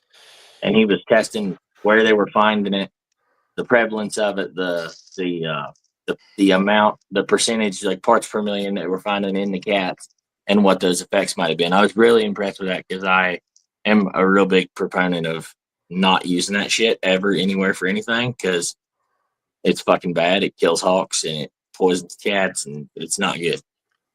And I was really glad to see that they were doing a study because it hadn't been done previously. And he was finding that it wasn't just like around the private, or around the town. In the middle of the national forest, they were getting that in the cats. And you can just order that crap online. It's not a good deal. And it's a horrible death for the animal. But other than that, we didn't get a DUI. We didn't get no fights. No. Our truck didn't get broke into. Yeah, one guy did. Yeah, New Mexico guy. He worked for New Mexico, the Game and Fish, and he's the only one that got. And they didn't even take nothing. He didn't have nothing in his truck. So, but he had a green mohawk, so maybe that's why he did it. Yeah, maybe. Very nice. But we'll go again, and I'd go again. Yeah, I would too. I'd like to keep on, and I am gonna get a hold of some of those people and get involved in some of that stuff. I'm a big fan of a lot of that. But other than that, April 11th, just so everybody knows, that's when they do the dog thing. And if you guys want to email people, you could screenshot that. I sent a ridiculously huge email to those guys today with some links to look at for the petitioner of the guy who set the petition in. Yeah, kind of like spearheading it. So anybody wants to screenshot that, I'll probably put it on my website. Still got a raffle going on, guys. Oh yeah. Still trying to get rid of some DT25s or alphas or some cash. Everybody needs a TT25s. Most of them do. Yeah. Where's my thing? How did that get on there? I'm trying to turn my stuff off so you can see it. You guys can see that, can't you? Yeah. Just go to azwda.com and you'll find it. Sign up. Now I got to learn how to get out of this. So email your commission because April 11th is only a couple weeks away, right? Yep. Show up. Real quick. Show up. It's in Phoenix this time again, yes? We'll be at the headquarters. Yeah. Show up. Carefree Highway.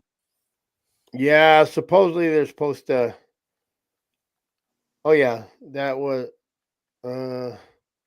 Yeah, that's Cody, right? Cody Lusko is the vice president of the United Houndsmen. Yeah, we had breakfast with him one morning. Yeah, and I hung out with him for 2-3 days. Yeah. And we still got the Madison Youth Support a Youth Hunter project going on. So if you guys go to azwda.com, you guys can either donate some gear or donate some money, and we're going to put her a big package. I got some good stuff for her. She sent me some cookies, but my daughter is supposed to check the mail, so I don't know if I'm going to get them. But yeah, what else did we do? That's about it. It was worthwhile. Yeah, it was for sure. Just a long 3 days, 4 days. It was. Some of them people. A guy came over from Chile. Yep. Because he had this mountain lion deterrent thing that it worked for a little bit. We had a couple of people from the United Kingdom too over there telling ghost stories and stuff. Yep. Other than that, that's all we got to say. That's all that happened. Just a lot of information. Yep. A lot of information. There was a couple hundred people there too. Yeah, probably. Well, they budgeted for 160, and there was a few people didn't show up, but there was people that were just walking in and paying. So yeah, it was knocking 200 people. It was a lot. It was a good deal. But anyways, that's all I have. And it's Friday, and it feels like Sunday. So we'll probably cut this short, and I'm going to go kill an elk in the morning, or try to. There you go. So, you hunting this weekend, Jared? Jared looks tired. I'm run down. Yeah. I haven't had a day off since January. Yep. That's the only reason you couldn't go. You had a hunter this week. Yep. So yeah, and it's not a good year, and I'm starting to get pissed. But next year will be better.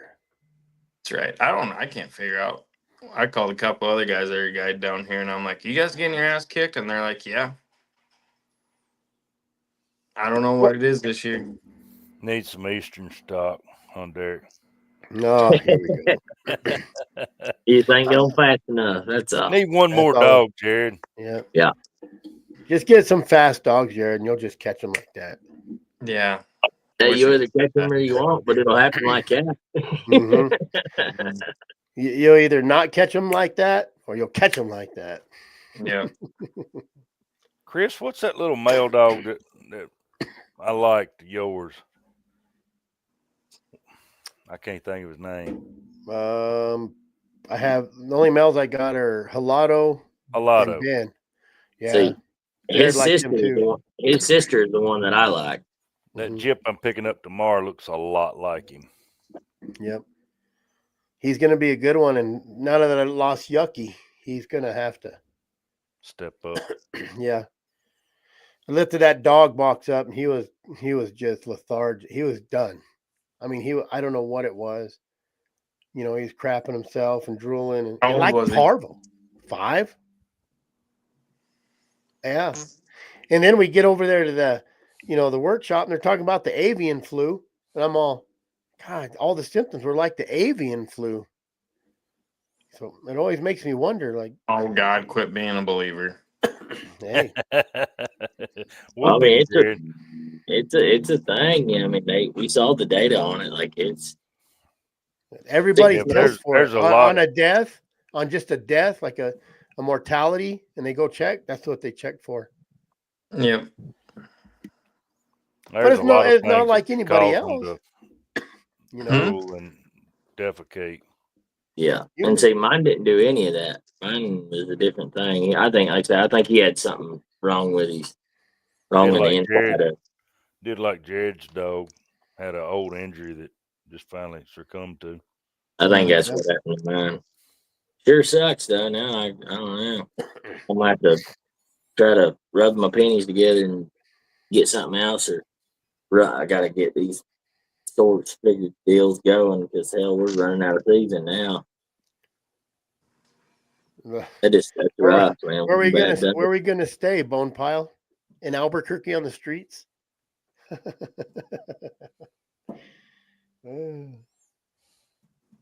Yeah. You boys are staying in hotels more than you should.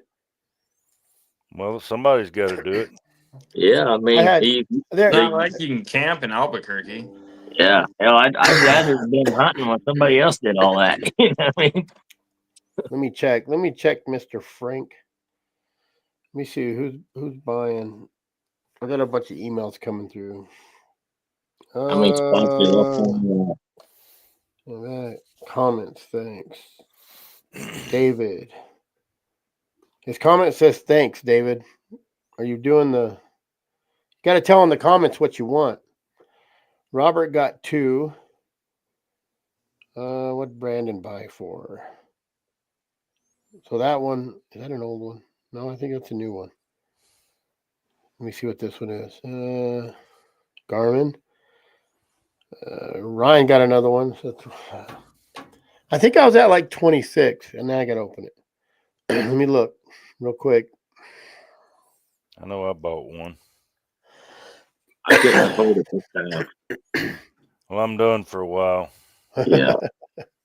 My newest venture is going to cost me pretty good tomorrow. So How old's that Jip you're buying? 13 months. She's a puppy. And how's she bred? Just an English dog is all I can tell you. Yeah. She goes back to Grizzly, Loudmouth Junior, and I can't remember on the bottom side. I don't know much about the English dogs. That's what I was gonna say. Even if you remembered, it wouldn't do me no good. I don't know much about an English dog. I've heard of Loudmouth Junior, and I know the Grizzly dog goes back to the Woodstock Grizzly and all that. That's back In the old days. in the early 90s. Yeah. But, What are you buying her for, coon? well, she gonna come run line too. Or sit in the box. That's all I end up doing is leaving my eaters in the box and watching y'all. Get caught up in the moment. If we ever got something hot enough to cut loose on, set it as I'm gonna turn mine loose on whatever this coming up August. If I find a line track in the road and I'm on the way down there, I'm gonna cut loose on it. There you go. There you go. It's gonna be a good time. Come at rendezvous. We're gonna be running stuff all over everywhere. That dang Brittany of mine will be the only one that runs anything. He got the best nose out of all of them.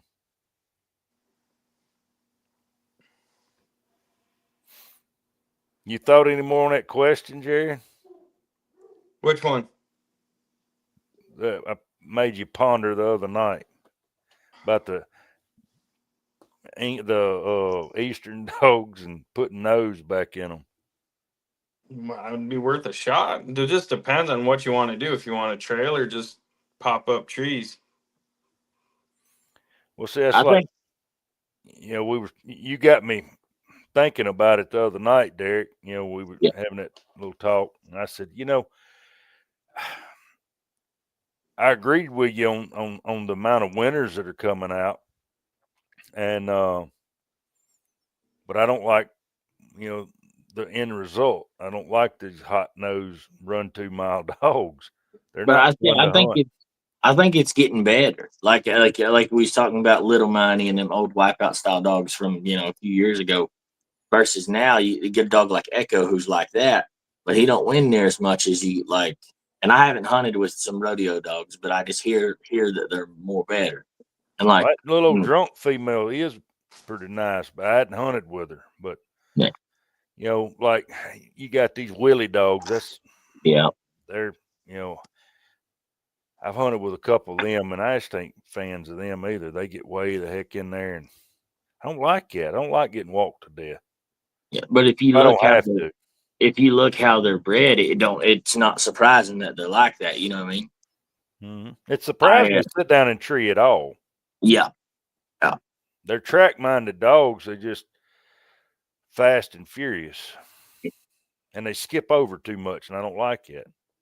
Yeah, I'd like to if he could recreate a dog like Bank, like Money in the Bank. I like the way he operates from all that I've seen, and what I hear about they crossing like the stuff that's coming out of Lone Pine. I'm liking what I'm hearing off of that, which I haven't hunted with it personally. It's all anecdotal, but that's why I always talk about Randy Smith, because it seems like he's always got something that ain't messing around, throwing out like Ann and even Betty was, better than what was before. I think they're onto something with all that between Randy Smith and John Strickland and them. I think they're getting the right kind of stuff. And then I seen some crosses out of Country Club that I was pretty impressed with, and I think they just don't get put. I think that's the biggest problem when you get into anything with color. They go ahead and get their platinum and then they just stop. Well, see, that's like I've been tasked with filming the PKC Redbone Championship because it's held right here in my backyard. Mhm. And hunting with I can hunt the early and the late, and I don't walk near about as far with those dogs. And they're not these fancy putting on a show type dogs. Most of them, some of them, depends on the night. But it seems to me like they're more untouched, so to speak, than the Walker breed. Yeah. It's just, to me, it's a little watered down. Yeah. From what it used to be. Because them old Walker dogs my grandpa had, they were just as cold nosed as them blue ticks my daddy ran. And you look at back in the day, dogs like, and again, I ain't hunt with most of these personally, but just hearing and seeing like where they were winning, how they were winning. Dogs like what was that bitch? Well, even Ruby. Ruby was a good one. And then like you go like Trader. Trader did good stuff and didn't blow in there too big. Didn't outrun his mouth. They got into that too fast, deal and too much wipeout. And it just got to be a problem. And you see guys trying to rein it back in. I don't know. I'm interested to see how it turns out with all these cross dogs that are doing so well. I kind of like that. See, I've got a buddy of mine that he hunts he's 3/4 blue. He thought he was off of his male dog, and I don't think that's the case. The jury's still out on that one. But when he first got him, he would tree him right here. Now, he's a blow through the country. Of course, that's his style. He likes that kind of dog. But he just won a lot of money with him. He won $100,000 with it. Well, the dogs won over 100,000. Yeah. That blueberry wine dog. Yeah, yep. That's a good one. And there's that. What's that? That one out of Texas, that Master P. Mm-hmm. I like what I've seen out of that dog too. But now blueberry wine, I don't think he's had but 2 puppies out of him. Oh yeah. He hadn't live covered him yet, but and then I know he had 2 puppies at his house, and he didn't like either one of them. He said they're just wild and crazy.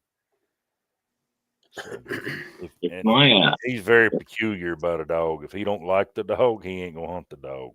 Yeah, it's a lot of guys are like that, which I guess I'm kind of like that too. I've got quite a few from him that he didn't like that were good dogs. Yeah, I can tell you a dog my wife hates, and that's the dog I got from Jared. She does hate that puppy. Oh, she hates it. 2 o'clock in the morning, barks to get out of the kennel, go pee. Oh yeah, barks to get back in. Put them in the kennel, and they'll sit there and bark at you. Drives her crazy. I walked up to it, and it's like, oh shit. It knows the difference. Yeah. So, if my wife stick hard on this moving east stuff, if we end up having to do that, I got a female in the house. Her sister is now the best dog I got left, and she's just too independent. She will not stick with everybody else. She'll go find her own track, and she just moves. If I lived in coon country, that'd be the dog I'd focus. She moves really nice. I mean, it's just like hunting a medium running walker dog, but she's the prettiest blue thing you ever saw. You know what I mean? Well, see, I kind of hunt like Chris and Jared. I'm liable to take 6, 7 dogs with me. Yeah. You wouldn't know I was coon hunting when I dropped the box. Yeah. But I may go 6 different directions, Yeah. Mine act independent 1 minute, and then they'll pile up the next. I guarantee you, bone pile right now is 12 deep. That's when he starts talking crap. I've been watching his. I'm starting. I can meter him now. He's at least 8 deep, aren't you, bone pile? When he starts putting his dogs up against all my dogs, Stinker did Stinger did go after elk that we were on, me and my boys, and she jumped out of the window of my truck and took off after them elk. And I didn't have no collar, nothing on her. So I yelled at her, come back. She already blew the hunt. And I guess I bit her in the nose. I grabbed her and yelling at her like, I don't like her jumping out of the truck. Yeah. You know, I bit her nose. She ran back to the truck and jumped back in. So if you don't have a shot collar, just bite them. She's a good acting little dog. She's real friendly. I like her. She'll She bail out of does. the window at 30 miles an hour too and go tree a squirrel. More than once. She didn't like it after that squirrel got on her, but she That wouldn't squirrel chase bit him on the her ground nose. anymore. Yeah. She's back doing it again. See, they forget about it. And then they get that squirrel. That squirrel hung onto her nose is what happened. So Yeah, she wore him for a little while. we got 10 spots left on the Garmin raffle. That's what we got. So,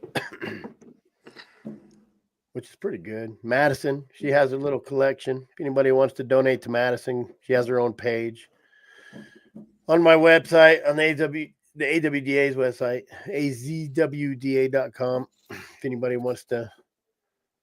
So that's going to be a good package. I'm probably going to hand deliver it to when they get to Arizona. There you Do you go. know when they're coming down? When are you coming down? They're like closing into this month. So Okay, I imagine in April. that's good. So they'll be down plenty before the rendezvous. That's what I was wondering. Oh yeah. Thank you for that. Dude, there's still going to be season left to go hunt. Yeah. Oh yeah. Yeah, down in Yucca, there's lots of lines, but it's also lots of sand. That's pretty tough country there.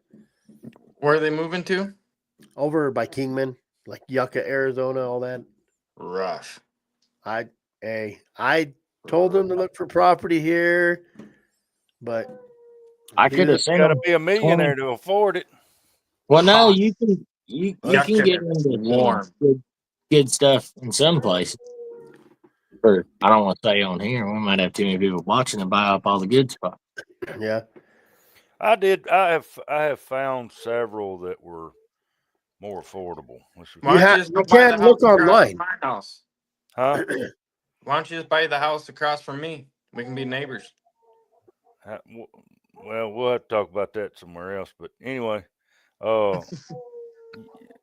you forget I'm poor and broke. I own dogs. I hear you. They wanted $55,000 for like an acre around you. You live in like a multi-million-dollar complex. Me? Yeah, you. And I live in Chris a is ghetto. worse. And I live Chris in a is ghetto. worse. Well, the ghetto costs more than our ghetto. Yeah. I can buy a house for $500 here. Are you looking out here, Jeremy, for something? I'm looking for. He's looking anywhere. Yeah. But you can't look on the internet. You got to drive around like I do, get addresses and call them. I got to get a hold of you because I got a bunch saved I can send you. You don't want the ones you find on the internet. I'm telling you. Why not? Oh, no, I found a pretty good one. Because they're too much. If they're trying to sell them, they're asking too much already. I found one that around. was down there by Jared that was already ready. I mean, it's just move in. That's what this place is. Then I don't have to worry about a neighbor moving in complaining about my dogs. I'll just bring some more and we'll piss the whole neighborhood off. Oh, you won't piss anyone off down here. There's so many dumped off strays out in the desert. Well, hell, that sounds like you shouldn't never have a problem finding a dog, Jared. Not the right ones. I know some folks. Pit bull crosses down here. Hell, they run stuff. That little white mutt that I have is part pit. I've had some pretty good pits. I had he was about a 65-pound male pit. I'll let you guys keep them all. No one wants to move to Idaho because you guys are stingy and make us out of towners. Well, I didn't find a flat spot in Idaho that I wanted to land. And you talking about high property. Yeah, you talking about expensive, you talking about wolves? No, thank you. Well, there wouldn't be very many wolves around where I'd be. Yeah, it's a flag. April or May. They'd be writing songs about me. Yeah. The I old would Claude Dallas forget. flick. Yeah. I just do a whole lot of target shooting in my backyard. You know what I'm saying? Buy me some sheep and just sit out there all night. Triple S's. Yeah.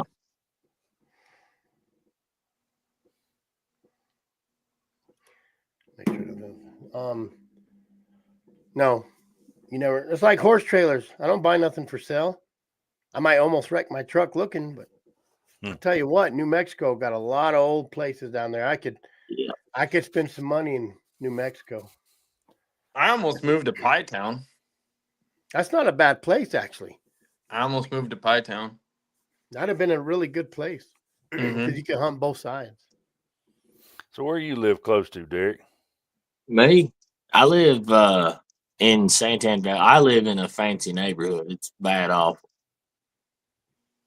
I got a point. They're all like tenth of an acre yards. It's bad deal. I live. And I found some square footage yards. Yep. For like god awful. I'm like, really? Yeah. To buy this place, you'd spend $500,000, and it ain't worth it. You could buy something this nice in your country for $150,000 all day long with a bigger place on it.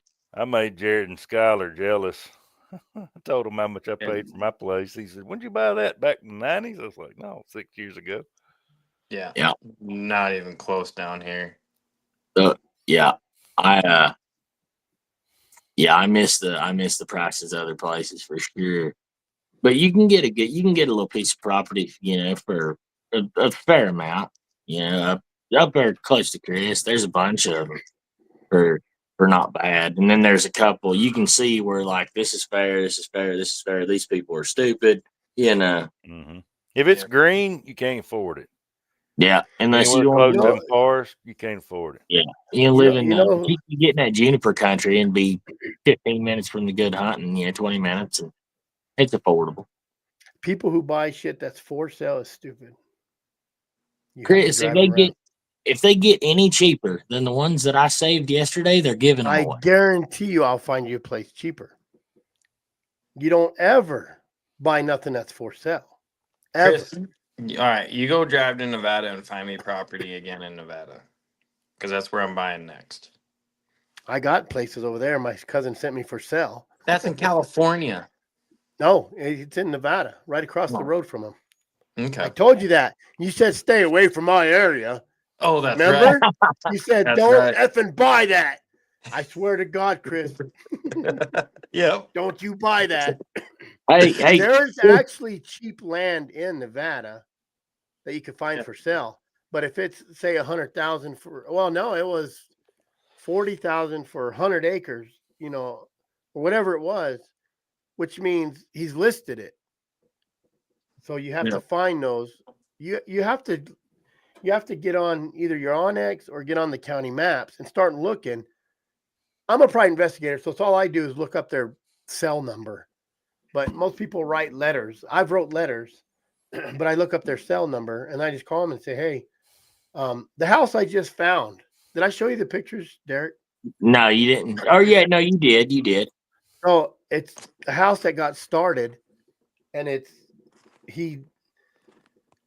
think he's an older guy, and he died. The taping, like he taped it. It's not. He built the stairs. There's just stuff not finished, and some punks came in and broke out all the windows. Like he left. The 4-wheeler was still sitting there. The dishes are still sitting there, and the kids just came in, and broke everything out. Is what happens. So, see, that's what I'm looking to avoid. Is to find something close to one of you guys so you can just go put an eye on it every so often and say, all right, it's still living. Well, mainly water. You have to come up. You have to come up during the summer to where you're not distracted by hunting and you have to drive around. Just we're in that area. There's 1, 2, 3. There's a 4th house, but I don't think they'll sell it. There's a 5th house that has a for sale sign on this side, and it's the whole property. And I've left him a message. Yeah, but see, anything that's got a house on it already is too rich for my blood. I'm telling you right now, I've bought houses that they said, What even for sale? The last house I bought. Well, this one was the one before this. I called him, and he said 80,000. I said, man, I might give you 40,000. He goes, no way. I sent him pictures of it. Kids went in there, broke everything, broke the toilets, broke all the windows, put holes in the wall. And he said, damn. Next day, bam. Title company, 40,000, quick claim, done. Went in there, drywalled it, put new carpet, added on. Like it's just easy money to me. But see, that's the very top of what I've got saved. Like that's too expensive for me. I save that shit in case I accident my Okay, way. but a lot of these people owner will carry out there. Yeah. Now I if I get love people to carry, owner will carry, because when I sell a place, owner will carry. Within a year or two, they default. So that $5,000 they put down and that $500 a month, I don't even charge interest. The last place I sold, I got it free. I got about $5,000 into it. I sold it to a guy.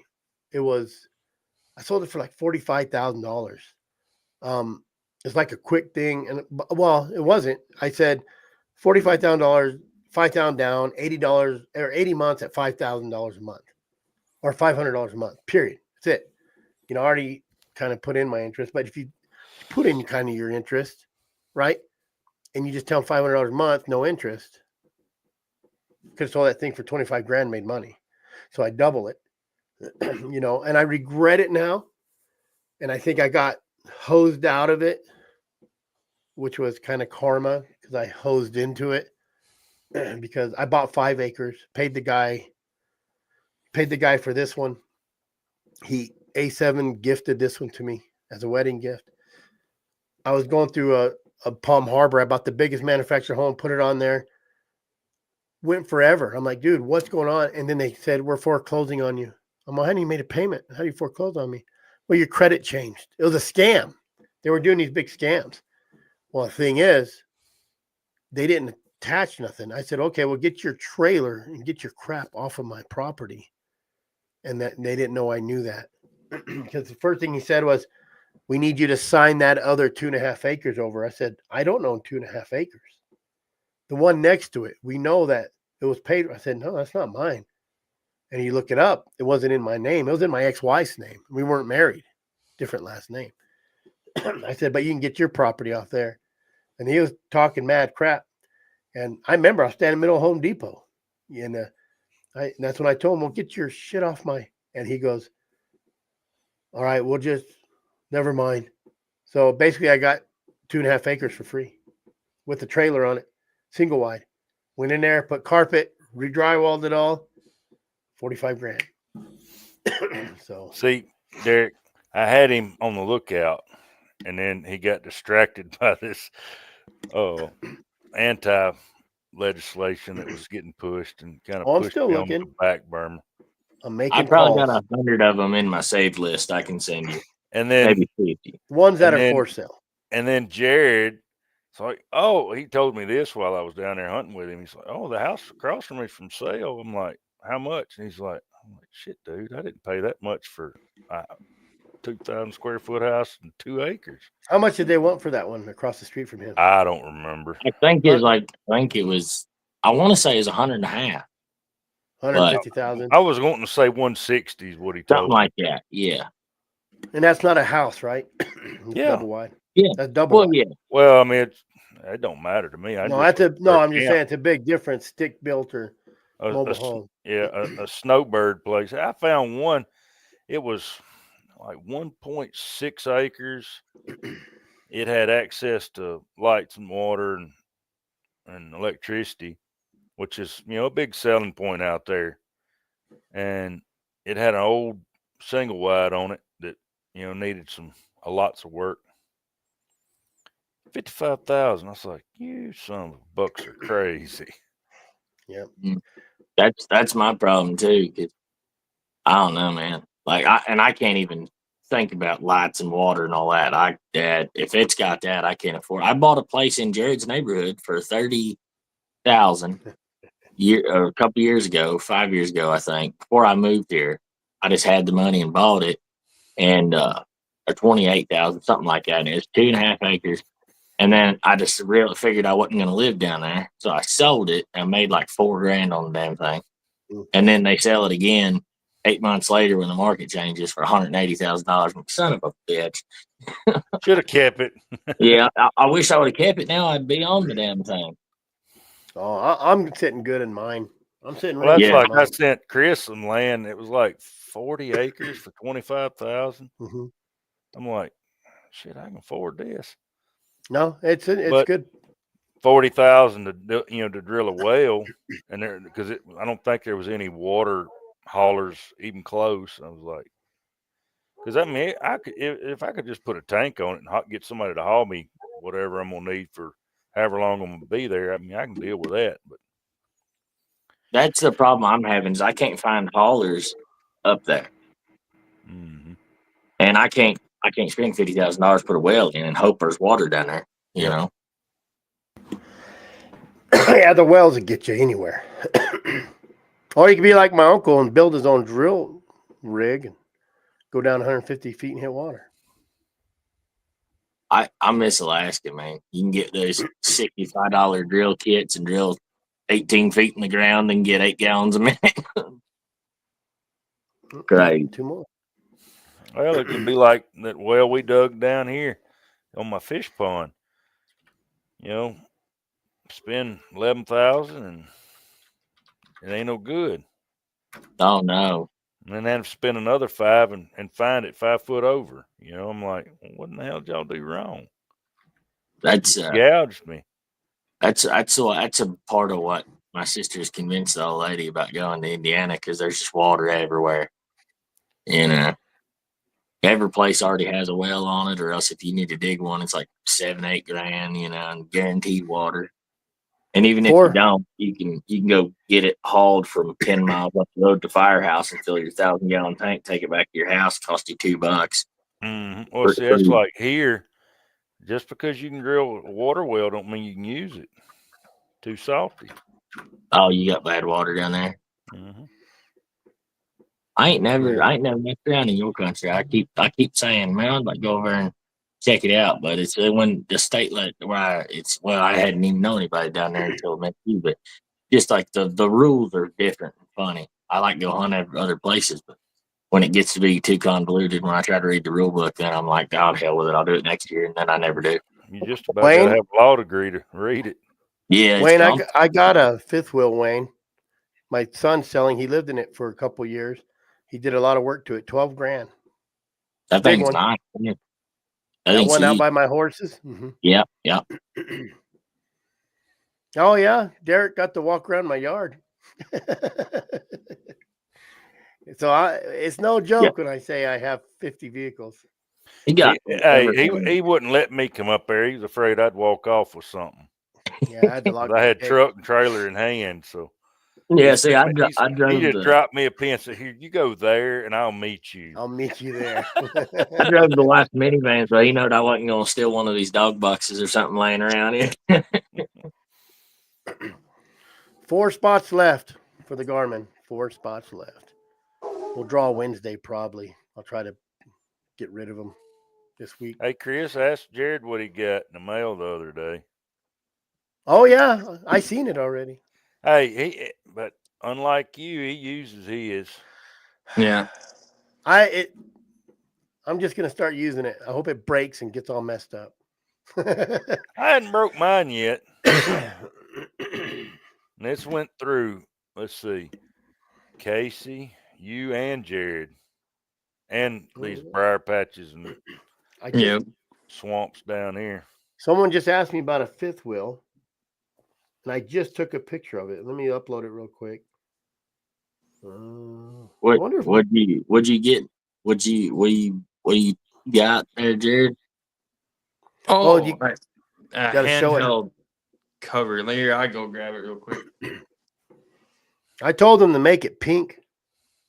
Yeah, it would have suited you better. I did ask him, was it too girly? Get a cape for it, did he? Yeah, I made a leather pouch for it. Oh, nice. He said the other day it's riding around in his backpack. I'm like, shit, put that little 10 up and use this big one. Yep. Get her on But there. the one I made, it's just like the one I made Chris.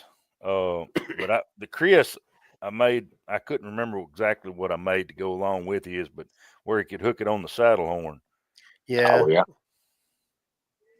I just like it. It's like my chaps I never wear. My canteen. You guys ever seen my canteen? Guy made me a canteen. Let me grab it.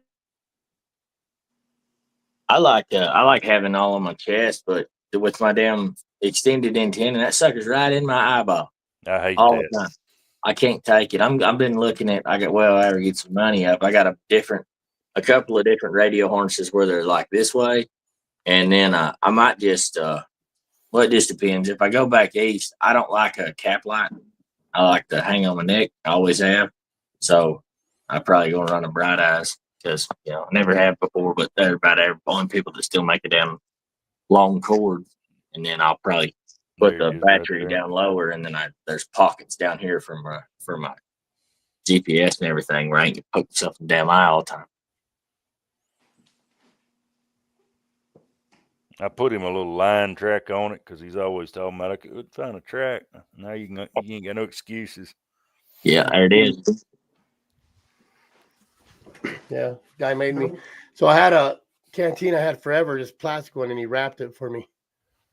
Oh, that's cool. 1 gallon. Yeah. My dad likes canteen a lot. My Pretty stepdad, solid. he I packs guess a canteen around like that. I carry it in my truck sometimes, but I don't carry it on my saddle because I'm always afraid it's gonna. And it's solid. It's thick. He has it. I don't know. I don't want to ruin it. Yeah, I made those out of 4 to 5 ounce leather, so they're lighter. Yeah, that stuff's thick. It's like 1/4 inch stuff. But I'm gonna tell you, I have put mine through hell, and it's held up pretty good. Tell Like you what, glue 'em having and that stitch 'em. 300 is pretty handy. Oh, I told you it'd change your life. It is pretty handy. I haven't had one. I haven't had a handheld that told me where my dogs were on a map. Shoot, since 2020, 2021. Damn nice. They are handy. The only thing that makes me mad is these stupid charging clips for the TT25s. Oh, you haven't figured it. Like They're a little different. they're supposed to be bomb proof though. They're better than the old ones, right? Yeah. No, the old ones just clip right on. I haven't had issues with the old one. I heard the pins TT15s. were breaking off the. Oh, were they? I haven't used Garmin since the DC 30s or whatever. I had a 50. I think I did have a 50, but I haven't used any of the new Garmin collars. But if I move, I'm gonna switch to Garmin as soon as I can, whether I move or not. Because You're moving. You know you're moving. I know I am. I just don't know where. Before he left up here, I reached down my pants. I said, "Here, take one of my nuts home. It might help you out. Just bring it back. I'm gonna need it." If I move, I'll definitely use that as an excuse to switch to Garmin. Because rather than buy, I'm not going to buy prongless dog tree collars. I'm just not going to do it. I'm just going to get a damn Garmin.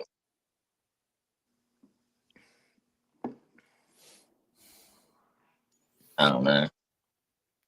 Where are you moving to? Back east? That's what she wants to do. She wants to go back east. I don't know. I tried to talk her into going up there around Chris. I tried to talk her into going down there in your country, and she wasn't having that at all. Well, it's 110 down here. Yeah. She's like, it's the same shit as here, just less people. I don't like it. I'm like, well, all right. And more choya. Jared's yard is a choya. Like, yeah, if you had a daughter, you wouldn't have to worry about no one sneaking in or out of that place. Yeah, that place that I found down there by him. Not the ready-made set-up place, but I'm talking about the one with the trailer on it. It was a fixer-upper. Yeah, it was a choya rattlesnake patch. Yeah, but it teaches your dogs how to walk around choya. I tell you what, it They don't learned take that long. pretty well the first time I It- took them out and took them carry to use the bathroom. It Yep. doesn't take long. I hunted Tunnel Basin the first time I hunted it, and Tunnel Basin's like tumbleweeds of Yeah. cholla. Those bobcat, 100 miles an hour through those cholla, not one stuck on them. And then you see those cows coming through. Oh, God. Rough. Oh, when my mule backed into that cholla, I seen my life like I envisioned that cow, but me, being in my mule just doing whatever she wanted. She backed into that, and she just didn't do nothing. Like I already was out of the stirrups sliding off. I'm like, no, I don't care what you call me. I'm a little bitch because I'm not going through a cholla bucking. I guarantee you. I'd My rather buddy, fall in one patch instead of getting drugged through 100. my buddy, he had a train wreck happen on his colt, and yeah, from his whole right side, pretty much was solid cholla. That horse tried. You know how horses will try swapping you off? Yep. He tried doing it on a cholla patch on a dead run. Mm. Whole right side covered. I mean, besides his leggings, because he had his leggings on. But yeah, he's like, dude, that was the most worst feeling in my life. Last mule I got on backed into a hedge apple tree, and they got big thorns on them like this, y'all. That sucker just cracked in half. There I am in the bronc riding. That's why I quit. I quit with the mules. I thought I was going to get into mules for a couple of years there, and it's just one after the other. Just nothing's wrong, and then all of a sudden we're breaking in half. Yeah, I'm just going to get it. Fuck this. I like stock animals if they're not mine. No, you don't. About that $6,000 roping That- horse. That is a lie. Because I got a call from Jared, and those mules wouldn't move faster than he could walk, and it drove him crazy. It did. Well, the part that drove me crazy was we had to walk the mules around to go and get in front of we had to go an hour out of our way instead of just bailing down off this nasty ledge. We had to go an hour out of our way to get the mules down and around. And it's like, I hate not being around and missing stuff. It chaps my ass. Well, you're part monkey. The mules aren't. Man. Yep. I've seen you in action. I can say that and I haven't done it, but I would imagine that if I get used to riding a good stock horse in this country, I could be all right with getting there a little slower. If I might even get some of them slower dogs if I had a good horse to ride around on. No, my horse was way faster. I had an appendix. I had a thoroughbred quarter horse off racetrack. He was just too slow for racetrack, and he came out of a trailer. Well, got his feet stuck under it and had scars. But that horse, it's no lie. He'd do whatever you want, but there's times that he did whatever I didn't want, and we went down him. I've been rolled over on him. I thought I broke my leg on him, but I tell you what, I went wherever I wanted with that. Did you see that Mustang for sale in your country? I sent them to you. Oh, you sent him to me? Yeah, it was on Messengers. For Mustang was for sale in your country. Short, stocky thing. God, he was gorgeous. Red roan. I think he was a red roan. My problem is he was expensive, wasn't he? No. Red roan's always any roan goes expensive up here. Oh, expensive, but no, this one, no one's really touched it. How old was it? 4. it's almost ready to start. Give it one more year, it'll be mature. Mature. I'd start him at 2. I don't give a shit. Mustangs? Yeah. Oh, I don't start Mustangs or warm bloods before they're 5 because their bones ain't ready, man. I just worry about hurting them. I had a Mustang for 15 years and never missed a step. No, dude, their bone density is so good. Well, the Navajos are ridiculous. Ridiculous.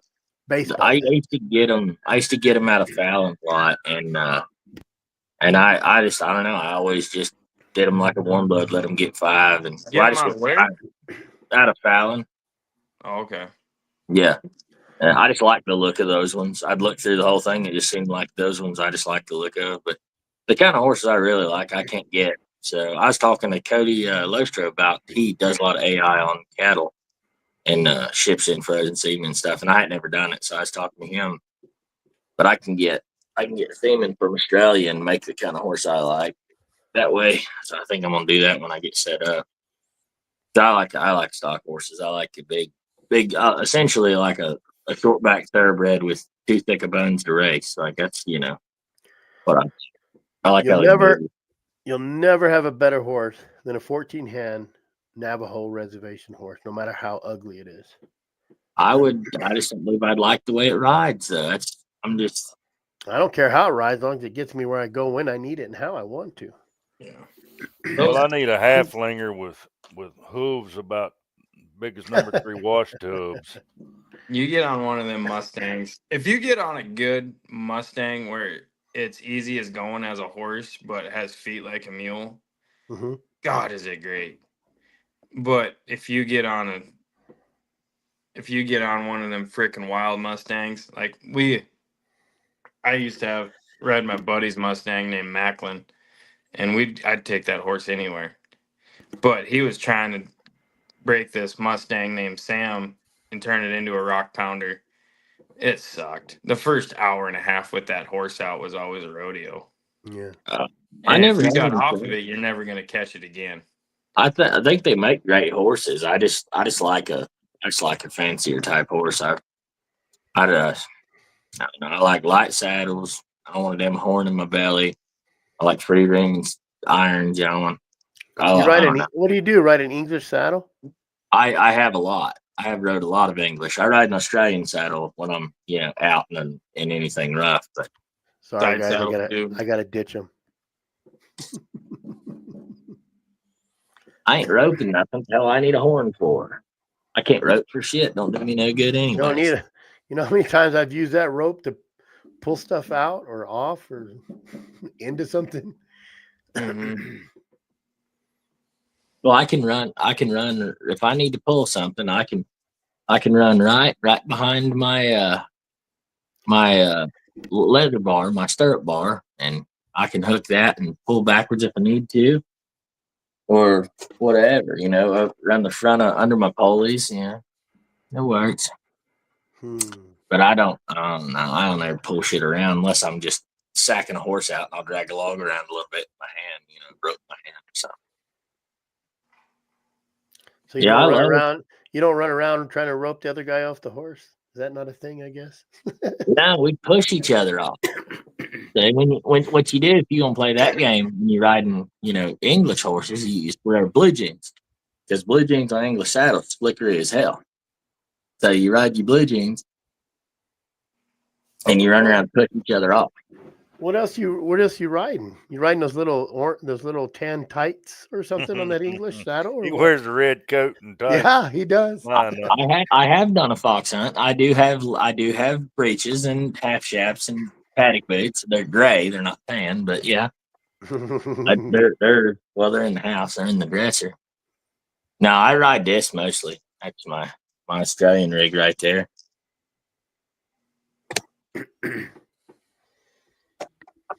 I love that thing. Yeah. You don't need a saddle horn. Those saddle horns will hit your vagina bone pretty hard. What do you need a saddle horn for? You gonna hang on to something? Well, yeah. Have you ever come ride with me, and you're gonna hang on to something. I would go to the horn. I got polies, boys. I ain't coming out of nothing. The little baby ones. Baby what? Those little baby ones. You need some taller ones. Keep you sucked in. I'll have to show you my cousin's saddle. Those things are like a bear trap. You ain't hardly coming out of. You ain't coming out of them polies, man. I mean, there ain't a bronco alive get me out of that saddle. He's got to flip over on a unicorn. Why do we always like to pick on Jared now or Derek now? It's all right. I can take it. Those Australian saddles are good for riding donkeys. You can't put that thing on a donkey. You dang sure can. They got no withers. You gotta have withers for that. Mm-mm. No, Double blanket. works good. Dude, you talked to like Mark. I was talking Yep. to Mike Root the other day. Well, the other day is probably a year ago, and I was like, because that's all he runs his mules, and he's got horses too, I guess. But I was ain't all talking about a mule. I'm talking about a donkey. I know what you're talking about. Just shut up and let me talk. And I was like, "Do you ever buy those special mule built saddles and stuff for your mules?" And he's like, "No, I've never had problems with any saddles on any stock animals. Just put a double blanket on them; they're good to go." But like this, I can't put this on a quarter horse. It's too narrow. It is their back's too wide, too flat. So I sure couldn't put it on like a mule or something. Probably. I mean, this thing, like it's flocked right now, it will fit. Thoroughbreds if they're nice and tall, warm bloods like a stock horse, shit like that. They won't. Thoroughbreds don't have the. Do the thoroughbreds have the bone structure to handle? They're pretty. Not usually. Yeah. Usually, We had an they're 18-hand fragile. stud thoroughbred, and he was tall That's and what- fast. I mean, that even a quarter horse. A quarter horse is a big animal, and it's got good bone density, but it's got a lot of weight to it compared to a Mustang. That's why why I love Mustangs. They're 14 hands, Yeah. 14-2 or whatever. But man, it's like a miniature quarter horse. They're just short, stocky little things, and you can beat the heck out of them. Yeah, you can't beat them for toughness. Like even them stock horses that I like. If I had like my dream horse, I couldn't do with it what I could do with a Mustang for sure. Yeah. But I'll just go around the nasty shit. If I'm riding, I got to go around the shit anyways. I'll just go around it a little farther. Shit, we He ride just- alligators. Yeah. He's so confident that there's somewhere to go around sometimes. Or I'll get off my damn horse and walk. Like it's what I'm doing anyways. I got my mule stuck in a tree. It's how crappy shit I went. And she's only 14 hands, if that tall. I did. Y'all be riding in mules places that I just would not even do it. Like I wouldn't hunt down there in the 36s a horseback. I just wouldn't hunt that horseback. I just Why? walk. It's not even bad country. That's good country. That is good. Like down there is where a lot of guys hunt on horseback stock animals. Globe. Yep. Go to Globe if you want to be crybaby. I hate it. Me and Cody rode that mountain right there in 35B. We rode all the way up to the top and around, all the way down to the side and back around. No, We got I boxed in on that canyon we camped in. I didn't know it was boxed in. I would hunt 35 horseback, but I wouldn't hunt down there like where we run that female back behind all that. I wouldn't want to go up and over that. You can't hunt 35B because you're too brushed up. Or 35A, whatever like that borders the fort. I would hunt that a horseback. You can't though, because it's too brushed up and full of manzanita. It's horrible. It's horrible. Now you get over in the other side, and all it is rock ledges and grass and steepness. I don't know. Down on the border, that's nice country. Right there where the tower is in 35. Yep. We rode that big circle all the way around that, and it's just nice, and it's really nice. We would get in those draws, come back up. Between the divider road and the fort, like all the way to like I would hunt the shit out of that horseback. I rigged that whole damn thing in my truck. Every time me and Cody come to the top of a hill, I have to check my phone, see if Jared needed picked up or it's broke down. And then we drop back down in there. Yeah. I'd hunt Chris's country a horseback. That'd be good. Up there in city. Yeah, that'd be gravy. Mm-hmm. Yeah, even 3B is pretty good. Unit 1 is pretty good. There's some tough spots there, but most everywhere I've hunted. Anywhere, I'd go to 27 where you can get away. See, I ain't been into 27s. I tell you what, I camped down on this one road, and I said, well, I'm just gonna drop off the back. And man, I did. It's kind of cool because I found an old cabin, I found an old mule trail. But I tell you, I was hunting over there deer one time, and cowboy come up out of the hills. There's 2 of them. 3 went down, 2 came up. 2 were on one horse, and it was so bad that other guy's horse died, had a heart attack, died or something. Man. You'll wear a horse out. You gotta be careful, and it's like anything else. You take a dog to 27, and you're only running like it's big country, big drop offs. It's like there's some dirty country, but I'm talking it's where I hunt's really. It's like I don't want to say rolly, but you can ride off. But when you're riding off the side, like your horse is like sitting on its butt, and you're just kind of sliding down. So, but it's big country.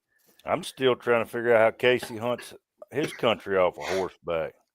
He knows it.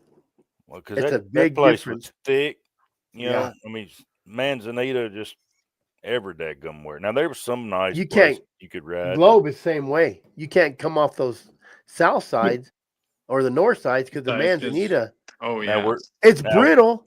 You can plow through it, but it just Well, yeah, horrible. but you get that stuck in a cinch. Oh yeah. You talking about between Globe and the res? Oh yeah. Whatever, 34, whatever that Anything, is. anywhere from Sholo to Globe, all that country on the right side as you're going down the Globe. It's Yeah, I hunted that a big couple country. times. I wouldn't ride that. I'd just walk out on my boots. What I did. Casey rides that. Goodness. Well, watch that video. Go to my video where I'm in Globe.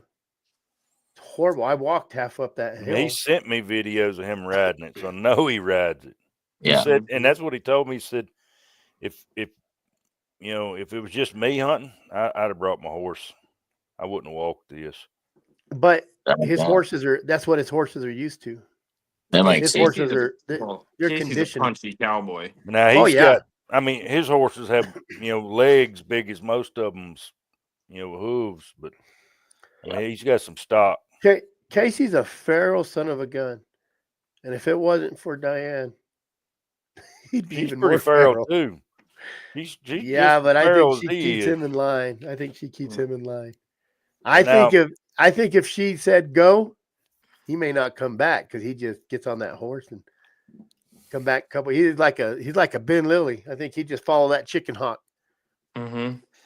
Now, the easiest country I saw, as far as rideability, is that country club Chris took me to, 3C. where we just rode Oh. around. It's just nice and flat. That'd be That's nice. Beautiful. See, I would have parked right by you up there, and I would have dropped off into that and rode that circle all the way down to where those houses are and come back up. Shit, how many deer we see? 40, I don't know, 50 40 deer? the first day. for Yeah. certain. Did y'all see a lot of deer in there? Because I Oh, think it I was- was in there the Yeah, same weekend. deer and y'all did. horses, that's the only thing that's in there. Yeah, One all I night. saw was I saw maybe 10 deer and them 300 fucking horses, and not a track of nothing. Not a.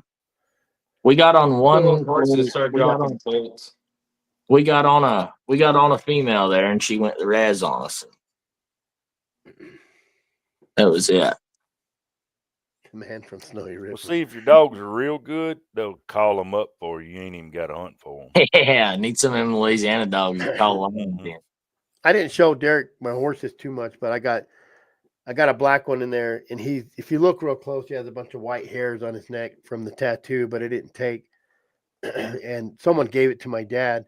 My dad was like, bear bait, horse, And I said, man, it kind of reminds me of my other horse I had, but it was 16 hands. This one's only 15 hands, if that, maybe 14.3.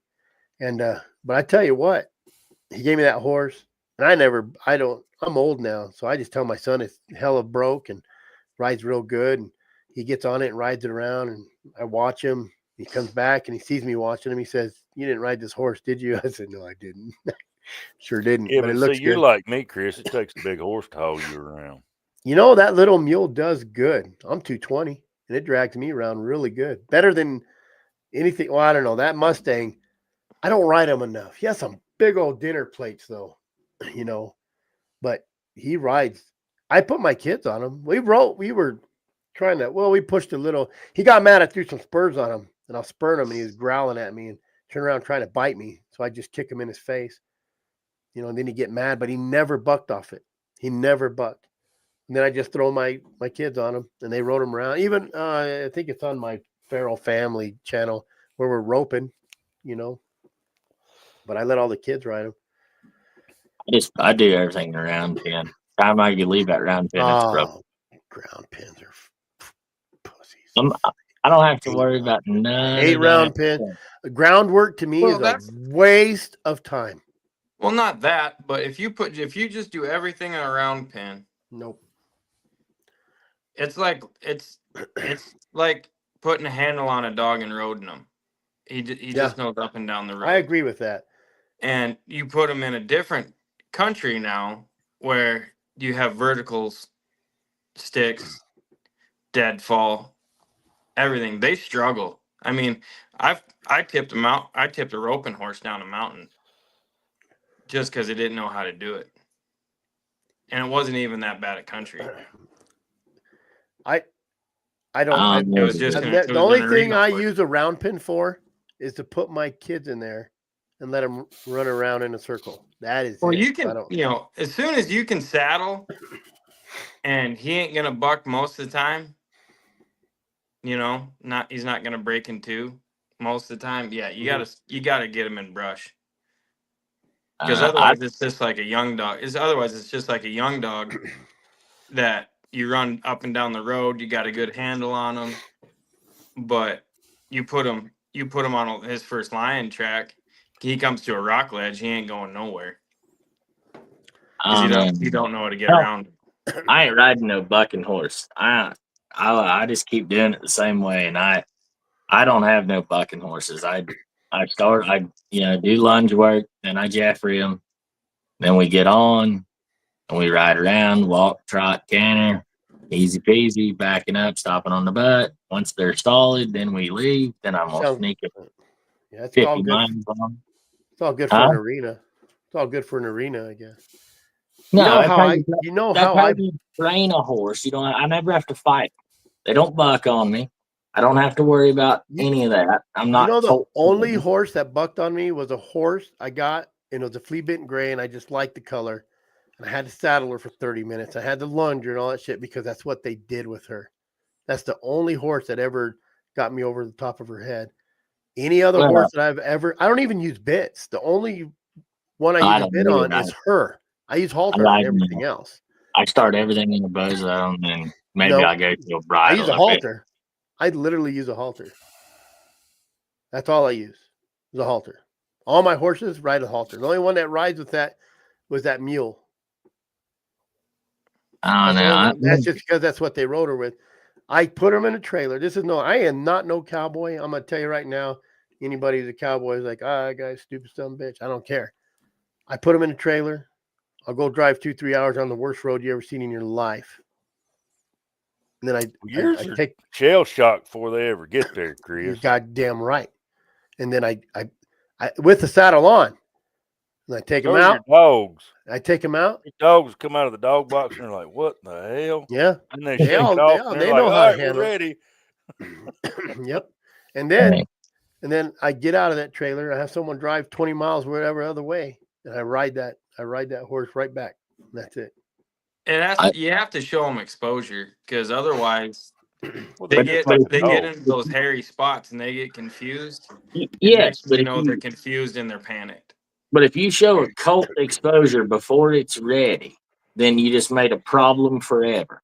If you put a week on them in that pen, in that controlled environment, and get them used to everything, and that you start that colt that way, then you get a good 100 miles on them. Then you just got a broke horse, and then you've got a broke horse with all the buttons, got all your fancies. You can move them any which way, but however you want. Then you get over a log or something, you can pass that horse right off of it. You don't got to worry about wrecks. You don't got to worry about horse being surprised by things. They're not going to spook at new stuff because you've already thrown everything but the kitchen sink at them. Go run him down a road for 2-3 hours. He ain't going to buck or nothing anyways, and he ain't going to be surprised about nothing. If I wanted foreplay, I'd go lay with my wife. But can you side? I just want to ride it. Can you side pass your horse? Can I what? Can you side pass your horse or lose your reins and still ride them? 99% of them, yeah. It's all experience.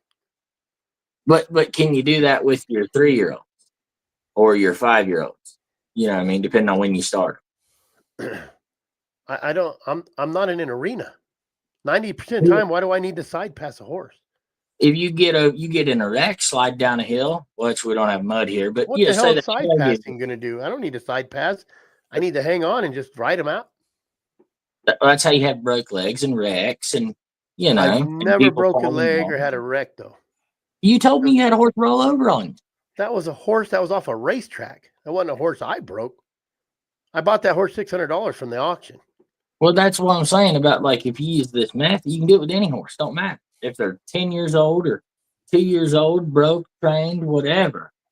It's a reset. You start from one, go all the way around again. And I don't know. That's just how I like it, and I like the result I get. It's quiet. It's gentle for me, gentle for them, and then I get all the bells and whistles I might ever want. And have a quiet horse. Honestly, I don't care about gentle for me or him. If I ride rough, he's going to ride rough. You know what I mean? I just ride in the hills. That's all I do. I don't do none of that rope and crap no more. And I don't do, 90% of the time I can take any of the horses I've rode out in the hills for 10 years and go rope off them. But I'm constantly doing something out in the hills too. I don't just sit on him and he just goes forward. Like, I'm always swinging a rope. Yeah. Like, I don't. I start a horse in a round pen, and then I don't ride inside ever again. I don't compete. I don't show. I don't, unless I'm training a jumping horse or something, and we'll never see an arena. Yeah. But I really like that foundation in that controlled environment. There's no bad experiences in that round pen. It's success, success, success, and then it's just out in the world, Then we're in the water, then we're on the mountain, then we're going through the bushes, And then when something happens, the reaction is tiny. It's an ear twitch instead of a jump off the damn side of the trail kind of thing. Yeah. I don't know. I'm big into like the Australian horsemanship. It's like I just drank the Kool-Aid on that shit. I've done it for my whole life. It's just the way I know, and it works out, I'm big into Chris's horsemanship. I I drove know in a this trailer about a horse. I know this and about a I horse. just fucking drag him around all day, and then I get on him and ride him 20 I miles. can buy a 45-year-old lead line pony, and I can get on it, and that son bitch will buck. I got a mule for you then. She won't buck. You're a big fella, though, ain't you, Jeremy? Yeah, it takes a lot out of them bucking with me on them. Yeah. Need to get you big old Percheron mare or something. Get her broke out nice for you, nice and quiet. She's too tall for my country. Well, that's it. I rode a 16-hand horse for 22 years. And when I got on the 14-hand mule, I was like feet dragging the ground. I could click my heels, it took a lot to get used to. We had some little old 14 2-hand, 800-pound cutting horses. My daddy was a big guy too. He looked like a full-grown guy riding a tricycle. Them blankets, tough little old horses though. Them blankets are usually wet when you pull them out of a trailer after 4 hours of going where I go. Hell yeah, they were wetting when they went in there. But like you said, that's how you do it, and that's how I do it. And I've never had a wreck. Like, I've never had. The only time anything's happened is they stepped on a log and rolled, or, But even, I'm telling you, how I used to break my so we bred the Persian. I have a Persian Mustang and I have the Navajo Mustang. We got a lot of good ponies out of that cross. We'd let them go out behind my house for 2 years, and then pull them in, cut their nuts, put a saddle on them the next day. They're usually wore down anyway. They just had their nuts cut. And then probably within 3 or 4 days, we'll ride them around just in the yard. And then usually probably the first week, if not week and a half, we go ride them. Like, we go out like 10 miles. We're on the same timeline. I just got them broke before I ever straddle them. Like, they are broke to ride before I ever put a leg on either side of that horse. Well, yeah. You cut their nuts, put a saddle on them, make sure they saddle. 3 or 4 days later, you get on them and ride them around. They're still kind of lethargic. They ain't going to do nothing balls cut. But they don't know what they're doing yet. What I'm saying is by the time I get on that animal, they will respond to pressure, they'll respond to my feet. They learned all that before I ever strapped. Yeah. And then you do it in just a few days. Yeah, I just don't care about that stuff. From my I want him to go forward. Most of them don't buck real bad no way, when you're breaking them. Yeah. You'll get an idiot every now and then, but yeah. I hardly get just a jump or two. Yeah. Yeah, most of them really aren't going to buck unless you're really doing something stupid. Yeah. But I love them Mustangs. Generally my big ass getting on one. They're like, you weigh way too much to be getting on me. I think that's what saves me a little bit is I'm 220. You get 100-pounder on there and they don't feel that pressure on them. And they're going to test you more than a 200-pound guy. That's my experience. The last one I had was he was 15-2. Big old pretty paint horse. Big bone, good looking sucker. Rode him the night I bought him, bring him home, get on him the next day, walked him around in the pasture, climbed on him, bucked like hell. I rode him, but he bucked like hell. And he stopped, just stood there. I'm like, what in the hell's wrong with you? You didn't do all this last night. And he didn't have a wet back when I got on him because we swapped saddles. So I knew they hadn't rode the hide off of him, and I knew he wasn't, doped up. And I owned him for 3 days, and he kicked at my miniature horse and messed his leg up. I had good luck with him not bucking, but I'm a real quiet rider too. Like I always say I steal that first 5 miles from them. They don't even know I'm there. I'm just real soft with them. Yeah, but you're a little bit lighter than I am. Probably. It's me getting on them. It's not soft. Oh, I'm not 250 pounds, but still, that's a lot for a horse. Yeah. I was riding Cody. I was riding a Hanoverian. Amen, Cody King. You're riding your truck. There you go. Yeah. I'm riding that Ranger, that buggy. I was on a Hanoverian in Utah one time that I was training out, and this sucker's 17.3. Just and I ain't real tall. I'm pretty short. It was tough getting on that sucker. And especially too damn far to fall. And jumping him was the worst because I had to take a piece of latigo and loop it through and hold it, step 1 foot in it, then put my foot in the iron, get on him, and then roll the latigo around my waist because I couldn't get on him from the ground. He was too big. And where your stirrups are so high when you're jumping, I couldn't reach him. But I was trail riding that joker in some park out, outside of Salt Lake there. And dude, there were so many places we couldn't go through. Like he would have to hunker to get through it himself. All these little bitty, 14-hand horses, the ladies on them and stuff riding right through there. And that sucker's hitting him in the chest. We'd get up, get off and go around. I got off and on that horse probably 15 times that day. Yeah, man. See, my country, I need one with adjustable legs. I need them to have tall legs at one point and short legs the next point. There you go. I like riding in South Missouri there. We go, which I haven't been in a couple of years. We go to a big trail ride there at Eminence. That's some good riding, pretty fun. A lot of different kind of trails. But they do a lot of riding there, so it's pretty. The upper story is pretty good. I ain't had too much trouble in that place. Well, see, our problem is the canopy's low, and then we got palmettos, which is about like those manzanitas. Yeah, it's tough to walk through, much less ride a horse. The best horse I bought a Peruvian Paso, gated Peruvian Paso, and I got her for like $500 or something, and took her down south, and over there where we were riding over in 35B and all that. And I tell you what, that girl was a gated.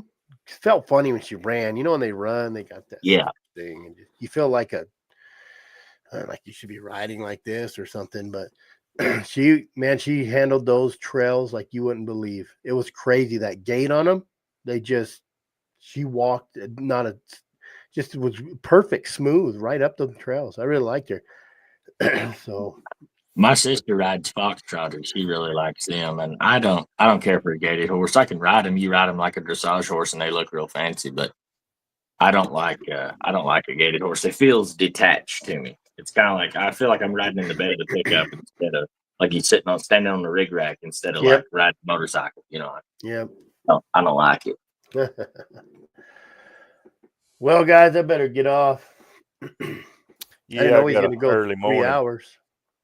Jared went night, I bet. Yeah, I got to go kill an elk tomorrow. There you go. Try to. Well, thanks for coming on. Hope everybody got some information about it. Tell Matt, I'm sure sorry to hear about her puppy. Yeah. Bad deal. They all are. So, bad deal. Yeah, it's kind of a bad week. Last couple of weeks for everybody. Bad weeks. We all lost some dogs. So. Yeah. We will be back on Wednesday. We have 4 spots left for the Garmin.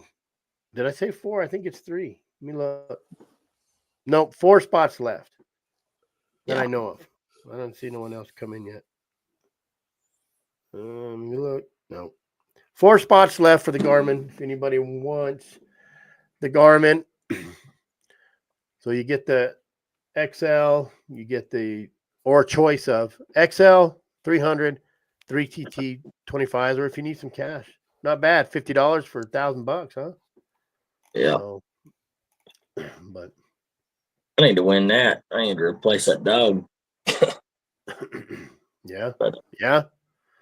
I should get hold of Cody. See if he knows where I might find something I might like. I think he runs a little speedier kind of dog. Yes. April 11th is a meeting for the dog conversation, and it's supposed to be 300, which means about 3 anti-activists there. But here, screenshot, whatever you got to do, just send these guys an email. And don't, I'll be honest with you, I love Hal and all their thing, but I've talked to these guys, and I've talked to Lupe Diaz, who was at the Safford meeting, which was great. He's the one that brought forth that bill to not let you get rid of dogs. And if it's one of those, like, just throw in emails, he says he don't really even read them. A lot of these guys won't. So just take 2 seconds and just say, hey, man, we support dogs in Arizona. We appreciate you guys. Let's keep it the same. That's all you got to do. So screenshot this, send them some emails. I'll put it on the website. I know on my website you can go to get hold of the commissioners, but it's just a form you fill out. And you can do that too. Just put in there, we support it. And Lupe Diaz, the representative, when he did that HB 2552, he was ecstatic that it was people from all over the country. He thought that was amazing. And I think these commissioners are the same way. So, if you don't support it, tell me you don't support it. Legally, I have to say that because I'm a C3 and we can't take sides. But either way, if you support it, send them an email. One more time, screenshot it, send them an email. We support you. We love you. Chris Watson's cool. It's on your PS, just put Chris Watson's cool. That'd be kind of funny. So I'll be there for sure. Unless something drastic happens. I'm sure Derek will be there. Yep. Jeremy's going to fly out and be there. Yep. Well, okay. Saving time to come out in August. Yep. Yep. Oh, yeah, we do got and if you guys want to win that, so the Slash Hound book, for one, go get a subscription at Full Cry. Full Cry gave us this book to raffle off. Pretty cool. And it's the old book. It's a hard book. It's from the 1950s. I think, does it say it right there? Somewhere it says the date on it. Yeah, it does. It says like 1951, I think. Yeah, and it's that book it's not like just some reprint from 2000. It's like one of the original books that came out. It's really cool. I think I got a couple in on that.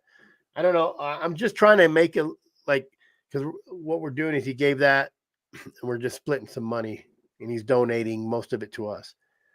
So go get a full cry. And if you go to my website and send me the stuff, says you want a full cry magazine, I'll get you. It's only going to be like $30 instead of $36, like 15% off. If you guys want a full cry subscription, let me know and I'll hook you up. It's on my website too, azwda.com or AWDA's website. I say mine because I always have to work on it. Other than that,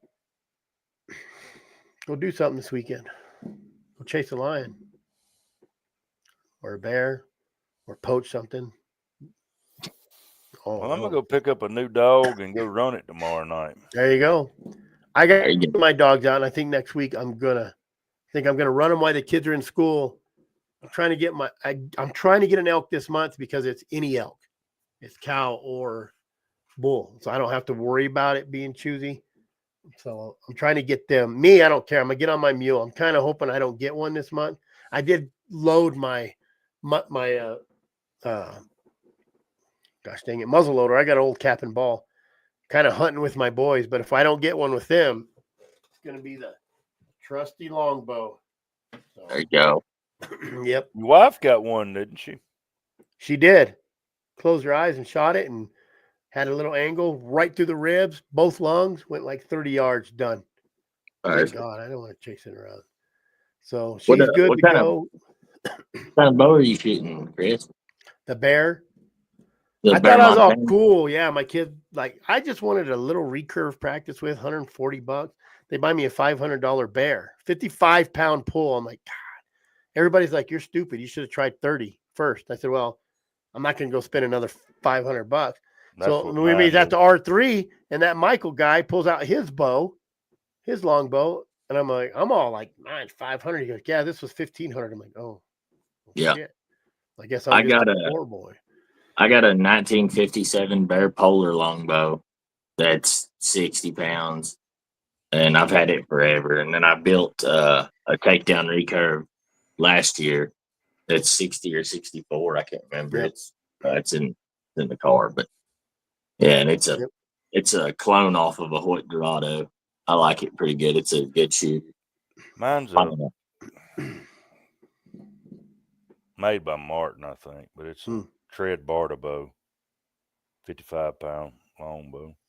I mean, I got a good compound. I got a Matthews Adrenaline. It's an older one, but it's fast as crap. But I really want to go to my mule and go kill me something off my mule. So you just want to be like Clay Newcomb, that's all. I'll show that guy. I'll make my own point too. I'll make my own Folsom point and kill an elk with it. So let me see. Hang on. I'd like to do that. I've killed them with self bows and everything. I'd like to kill one with a stone point. That'd be cool. Oh, yeah. Got three spots left now. Got three spots left. Cheat and go to Three Rivers Archery and buy them screw-on stone points. Oh, that'd be kind of cool anyways, yeah. Yeah. I think they're big, though. I think they're bigger than what I would like them to be. I think they're almost an inch. I mean, eventually I would love to build my own bow, make my own arrows, and go kill something with it. I was kind of like, hey, I'm going to kill everything I can with my longbow. Bear, lion, and elk, whatever I can. But then my boys are hunting, and they just got I think I'm going to buy them a kit so they can build their own little cap and ball, and they'll be cool. You know, right now they're just using my inlines. And the good thing about inlines is they're 10 years old. So I don't have to worry about them now, Chris, because they're going up. They're getting expensive. I know. Yeah, I got my inlines at Walmart. They're wolves or the CVS wolf or the CV, whatever they are. CVA. Yeah. And I had a trigger go bad. Send it in. Bam. Send me anything I've had wrong with them. Those guys are great. Love them. You know, and I got it for $70 because it was like end of the season. They were just getting rid of them.